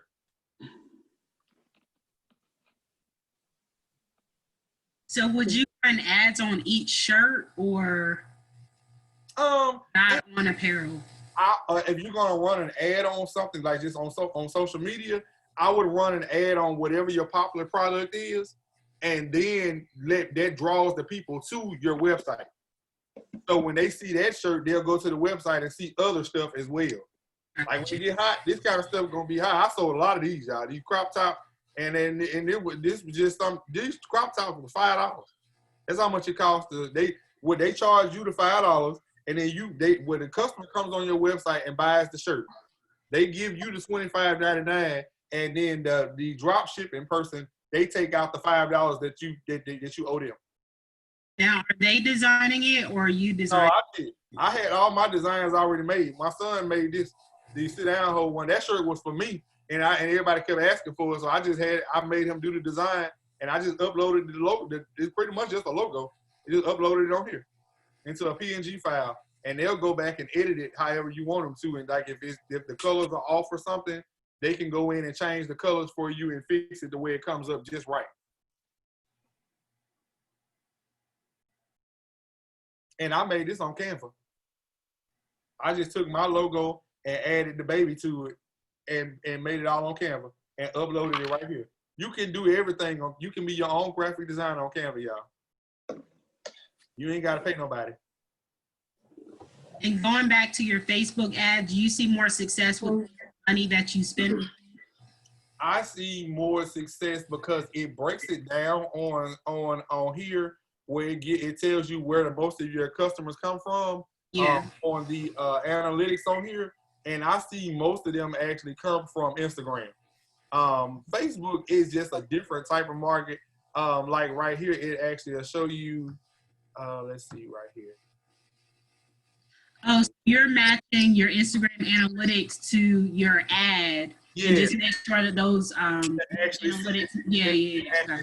So most of the business comes from like social. So you can see on here is most of this that was like 650 people came just from. Oh, this was just today. So on today, all the people came from social media driven stuff. Instagram, it tells you how much you actually brought in from Instagram for today, and then how much came from Facebook. Most of the business always comes from Instagram. That's why I try to market more on Instagram. I'll post it, so I'll let it stay up for a while. Once it does what I need to do, I'll go and delete the post. And are you boosting, or are you actually doing an ad on Instagram? On Facebook, you do the boost. On Instagram, you do the ad. Okay. I don't do boosting on Facebook. I think that Facebook boost posts are a waste of money because it's just too many variables that go with Facebook ads. Now, Instagram, when you buy an ad on Instagram, it's supposed to automatically connect to your Facebook business page. Gotcha. So it does show it on your Facebook business page. So in some cases where I've had sales, it has shown up where it shows on there like how many people came from Facebook on there. Like last month, I think Facebook did okay on Facebook. But I did the ad on there for, let's see, I did an ad last month and it did really well on the ad last month. So like I said, these analytics break down it breaks down everything. So it was 13,000 sessions on here on last month that people went on there. 24% of the customers are returning customers. These are the things that you want to look for. This right here is a good factor in making sure that you're selling the right type of product. So the average person comes on my website and spends $31 last month. So if you want to offer, y'all remember when I had the little thing up the other night when I had the customer appreciation sale and I said I was offering free shipping for your order was $25 or more? Notice I only kept that up for a couple of hours because when the average customer spends $31. If they spend $31 on something and I give them free shipping, that order may be, the shipping may be in California. What if they only spent $25 and the shipping was $29? I gave it to them for free and I paid them a few more dollars. So they got it, everything was free. That's why I only let it did it for 2 hours. It was a 2-hour thing and it was probably 10 people that took advantage of it and got free shipping. So it tells you where your most of your people are coming from, what areas they coming from. Let's see, I had Nicole is muted again. Nicole, I don't know how y'all got muted. There you go, Nicole. I'm wondering on your emails. I collect like emails and stuff to send out, you know, like newsletters or sales, stuff like that. But I use right now a website that does it, and I just hate it. I hate that website, and I'm looking for like a different one to send like emails and stuff like that. So if you change over to Shopify, there's an app on Shopify that collects everybody's email address every time they check out. So on mine, I have it automatically set that in order for you to check out, you have to submit your email address. Got So it. it collects the email address and your phone number because on the app that I have, I can send text message sales too. So let's say I'm having a flash sale, it'll send text message to everybody who was in that database. Now on Squarespace, Ebony, you'll be good on Squarespace because Squarespace automatically connects everybody's email addresses. I have over 6,000 contacts on my email server for Squarespace. So what I need to do, or what I'm wondering, can I pull, since I've done everything through the Equid app on Wix, can I pull that stuff over? Sometimes, now you have to contact Squarespace for that because they will create what's called a CVS file. A CVS file contains all of your data that's on your Equid site. So that means your products, the variables and everything, the customers, and it has a file that collects all the email addresses and everything. They may release it to you and sometimes they won't. Because I had a hard time getting my stuff off of Squarespace. But it is an app on here that does that, Nicole, that collects everybody's email address. I sent the email out the other night and I wish I wouldn't have did it because that's the one that had the free shipping on there. And it went to over 2,000 people saying it was free shipping over $25. So everybody was emailing me later on and they was like, hey, what happened? I said, it was only 2 hours, you missed it. That's like a big thing. Like people get so angry if they miss a sale. Like when with my macaroon class, like I had people bashing me like, oh, you're a greedy bitch, this and that. And I'm like, it was a sale. You guys need to relax. It's just like when you have a sale in a store. And people will get mad at me and say, damn, I just bought that and now it's on sale. Well, I bought a lot of shit that went on sale at Walmart when they were rolling back prices and I had just bought it. Exactly. So you can't control when somebody has a sale. You know what I'm saying? It's just what it is. And if you miss it, you just miss it. That's why when I post something, if I have a sale on something, when the sale is over, I delete the post. Yeah. I delete the whole post on every social media channel. So when they come back asking what happened, that sale was gone. You That's missed a good idea. Need to do that. So how do you handle that? How do you handle that professionally? Because I know how you can be, but how do you handle that professionally? It ain't for me. It's only one way with me. That's it. It's just one. Now I just say, just sometimes you just gotta build to that level. Like, cause I'm one of them ones. I will go back and forth with you in the comments. I'm just like one of them celebrities on the shade room. I'm gonna go back and forth with you. When you wrong, you just wrong. The customer is not always right. They're not always gonna be right. And Adrian will tell you, I have thrown away people cakes in their face in the bakery, and people, I have done it. You know, you just got some people who are just rude, and they just thrive off of trying to get shit for free all the time. So when you miss a sale, I'm just saying, hey, I'm sorry, you missed it. Just turn your notifications on. You'll catch it next time. And most of my business comes from social media. As you can see right here, the bulk of the business comes from Instagram. It says your sales by your social source. Instagram last month brought in $12,000 by itself, just Instagram posts. So just posting stuff on Instagram, that's where the people came from. They click on the link in my bio and go straight to the website, and that's where they buy from. Facebook doesn't do that well. It was $4,000 from Facebook. Twitter, $50 on Twitter. The bulk of the stuff comes from Instagram. That's why I show out on Instagram all the time. You gotta go. I go live on Instagram. If I go live on Instagram, 9 times out of 10, a product that I'm promoting is gonna sell out while I'm on live. When I did those spatulas the other night, they were sold out before I got off of the live. Everyone got mad at me. I reordered them while I was on live though, so I ordered them again while I was on live. I had a couple people that were like, "Why'd you have to buy them all?" My people is just a little different, special. So this is why I love Shopify. It breaks down everything, y'all. Your sales per item. So cake jars. Last month I sold 836 cake jars. Last month. So I mean, it breaks down everything. And y'all, I'm very, very transparent when it comes to stuff like this. I'm from Mississippi, y'all. I'm country. I ain't no city boy, nothing like that. I'm just real country. I'm down to earth. If you ask me something, I'm gonna tell you. It ain't me bragging. If I'm bragging on what God did. That's it. Ain't nothing like that. I don't mind. If I got something, I'll tell you how I got it. The cake bowls, that's a new product. That product was only introduced for people who claim that they watching their weight. They want a smaller portion. That's the reason why I introduced the cake bowl. It's a 4-ounce portion. They just don't want to pay for it. They don't want to pay for the big old cake jar, so they want to pay for the smaller cake bowl. When you run a sale, this is another insight I'm gonna give you. When you run a sale on something, you run a sale. Let's say when I introduce and I say everything is 50% off. You do know that you mark up to mark down, right? If you worked in retail, you know that it goes up for you to post a sale. So if it may have been $2 one day, but when I post a sale, it goes back to the price is $4. So I'm gonna get my money either way it goes. What originally it was. You just gonna get half off what it was anyway. You're not gonna get it for $1. You're gonna get it for $2 when it was already $2 anyway. I'm giving y'all the whole trick to knowing that y'all done bought all this shit from me. But I'm just gonna tell y'all the truth. Might well give it to you now.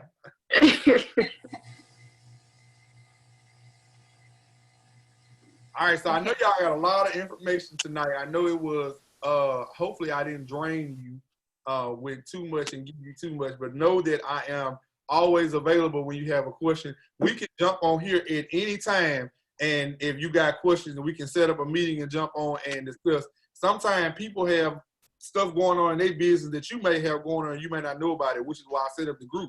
I don't like going live in the groups no more, like on Facebook, because this is a better platform where we can actually see and we can talk amongst each other. All right, I have a question. Mm-hmm. I've been thinking about going I'm in the process of rebranding. I don't know if it would be wise for me to go ahead and trademark my business now, or should I just wait until, later on to see how everything goes, even though I'm wishing for the business. How many times have you thought about trademarking your business? Often. That means you should do it. I don't have hunches about stuff. If the spirit tells me to do something, I do it. If I wake up in the middle of the night and the spirit hit me and say, go do something, I do it right then. Okay. That ain't just no hunch that you got. That's the spirit telling you that you got something that's going to happen, that's going to be big. You need to go ahead and do it. Say less. So that's for y'all super saints that don't know. That's just God trying to tell you something. Do you have to trademark and copyright your business, both, or you can do either or? It depends on what you're doing. Now, if you can copyright certain things, like just say you have a recipe that you created, you can copyright that recipe. I don't know if how much y'all are into the cake industry you are, but there was a lady who did, Ebony, you might remember this, the lady who did the log style cake design, the lumberjack cake. There was a big, Nicole, you remember, it was a big old ordeal about this. The lady copyrighted the class that she did. Somebody else created the cake and the woman tried to sue her. It was a big old ordeal about it because somebody else created the same cake. You can copyright certain things. If you have a specific technique that only you do, which is extremely rare in the cake world because everything is just rotating around and around. Nobody ain't created nothing. But it just so happen if you do, you got to get it copyrighted. I would copyright it. Okay. Another question that I have, back to the items. If you want to go on different out, do you use Alibaba for, like, example, you want to develop like flavors like the vanilla extract, like strawberry flavor, like mixes? Is it, or you, Flavor on there. I ain't or bought you have no. to go to a lab? If I don't know if they actually sell, I've never even looked on there to see if they sell flavoring or anything like that. They may. What I do know is that people, I'm gonna tell you what people really do. The way they sell vanilla beans, but I know what a lot of people do. People will buy flavor. They will buy different flavors and say they made the flavor up and rebottle it in their own bottle. I'm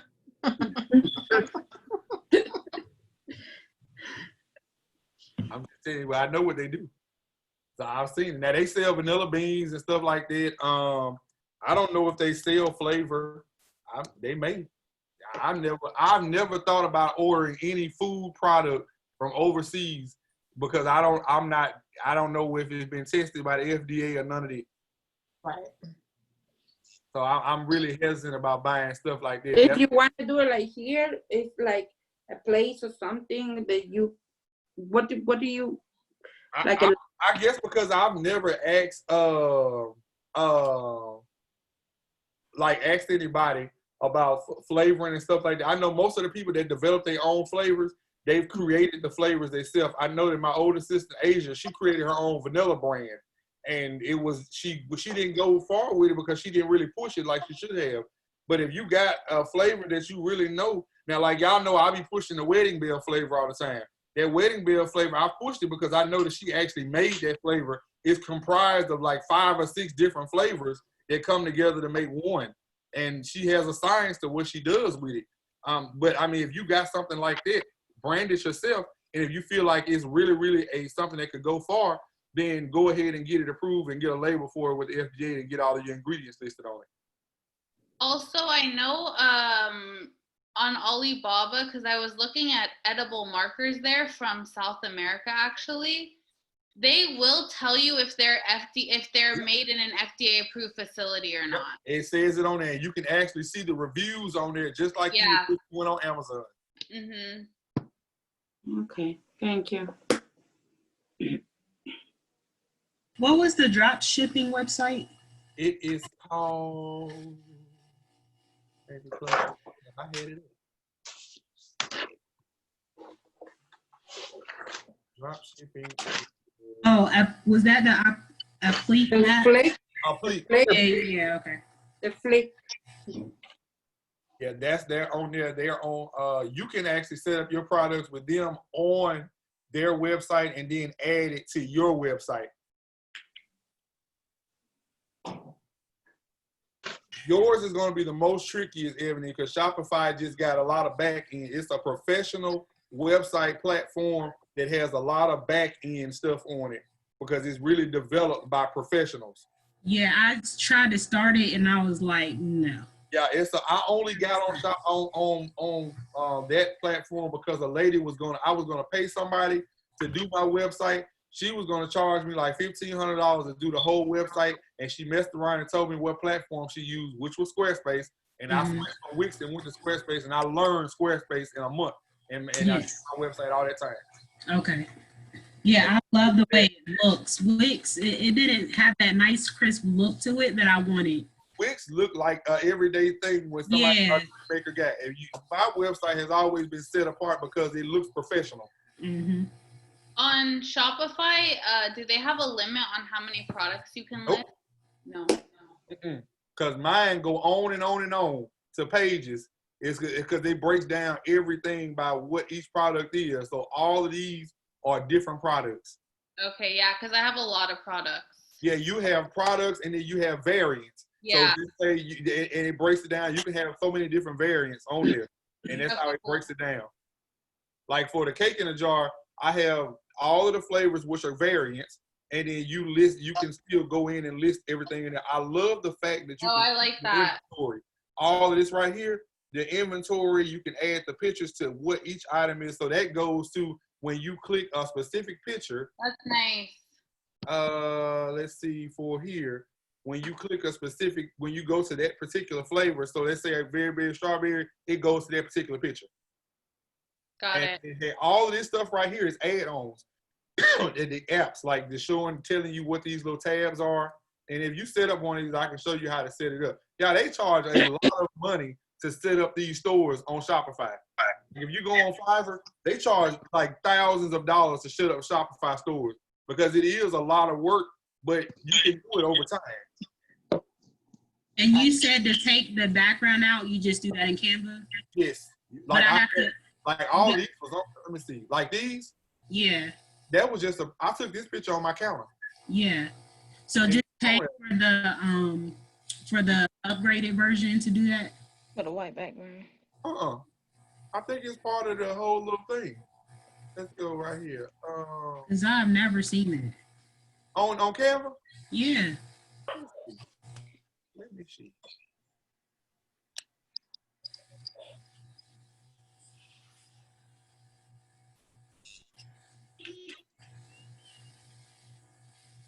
For Instagram post because it automatically formats it for Instagram for you. It's a little graphic design crash course. So let's see. All right, so we're gonna I'll use this. So what I want to do is I want to crop it down first. All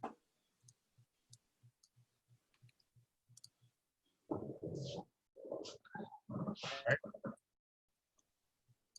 Got it there. I want to go to effects, background remover. Gotcha. Thank you. Damn.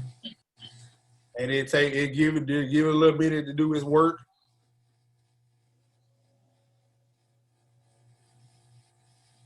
It's the same as masking on Photoshop. Yes, that's what it's called. Photoshop. That's what I need right there. Thank you. That's amazing. Yes. So you go up there, you do all your little stuff to it, whatever you want to do. You add all of your, like I got all of my graphics on the side. I gotta go through and clean off this thing. There's so much stuff on here. You can add your stuff there. Literally, you have a whole thing in a matter of minutes. Line everything up.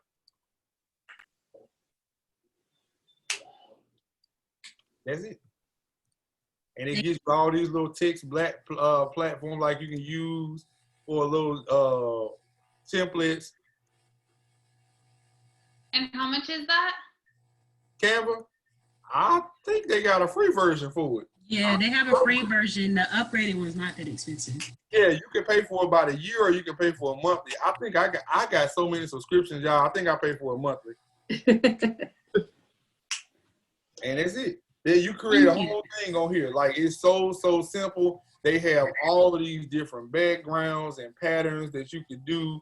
It's super easy to use. And when you're done, it directly posts to your Instagram, or you have to you download it and then you can upload it to Instagram or Facebook. Okay. And if you want to change the size to it, because I got it formatted for Instagram right now. So if I want to change it to do a Facebook size or a Facebook cover, I can change it to do Facebook. So this will be my okay. So now I have this will be my cover picture on Facebook. Oh wow. However you want to do it. And you can set it up. I mean, it's so many things you can do on Canva. And you created that logo on there? I was just about to ask. This logo right here, I actually had made. I had this made by somebody that tried to get over on me, and I don't use them no more. All it takes is one time. But if y'all want affordable logos, like all my logos have come from Fiverr. I have 2 guys that I use, depending on what I want it for, and they get them done in a couple of days. Yeah, it's so good. I swear, y'all, Fiverr is the best place to go to for all of this stuff. I created so much stuff on here, but then I also got some stuff done in Fiverr. Like I had this thing right here. I created this on here, and all this is just my watermark for every time I got it on there. And you actually see I have it on my email now too. I always wanted to know how you did that. I thought you paid a lot of money to do that. For this? Yeah. I did too.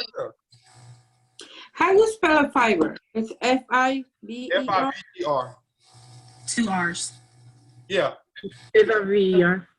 Yeah. F-I-V-E-R-R. Sound like Fibber. Okay. Now, are you using Planoly or anything to like plan out your Instagram posts, or you'll just do it daily? It depends on what I'm doing. Sometimes I just go ahead and I come up with something to do it. I made this on here, this whole thing right here.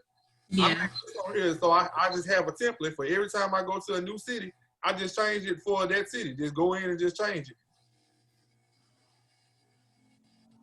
So all of this, I don't even need. I can take all of this off. And that's the thing about this. You can change it. You switch it on there, and it goes straight to your background. All you gotta do is fill in your dates and everything on here. I made all of this on Canva. So it's just a template, so I can use it every time I need it. Oh, that's nice. Thank you for everything. Yeah, thank you. Yes, thank you so much. Yes, really appreciate it. I hope you guys got something out of it. Know that I am a continuing resource for you. And if you need anything, just hit me up. All right. I will walk you through it, and we can sit down and go through all of it if we need to. We need another meeting. Yeah, we can go right on here and have a whole nother meeting right from here. And I can, the good thing about this is as you're working, I can work with you and I can share my screen so you can do what I do. So that's helping, especially when you're setting up the Shopify store. You're gonna need some help on Shopify because it's a lot of stuff that you can put on there to enhance your store to make it better. What's the best way for us to set that up with you? Just send me a message. Okay. If y'all take down my number, listen, y'all spent enough money where you can actually call me. If you ain't got to send a DM. It's the line I got it 601-454-7790. And I'll stop. I mean, most of the time in the evening, I'm not doing anything in the evening. I've set work hours for myself now, so I stop by 4 o'clock or 5 o'clock every evening. And I can just jump in here, come in here, and I can jump on a call with you. Thank you. Thank you. Thank you. Thank you for your time. I hope you guys have got something out of it. It is still sunny here in New York, as you can see.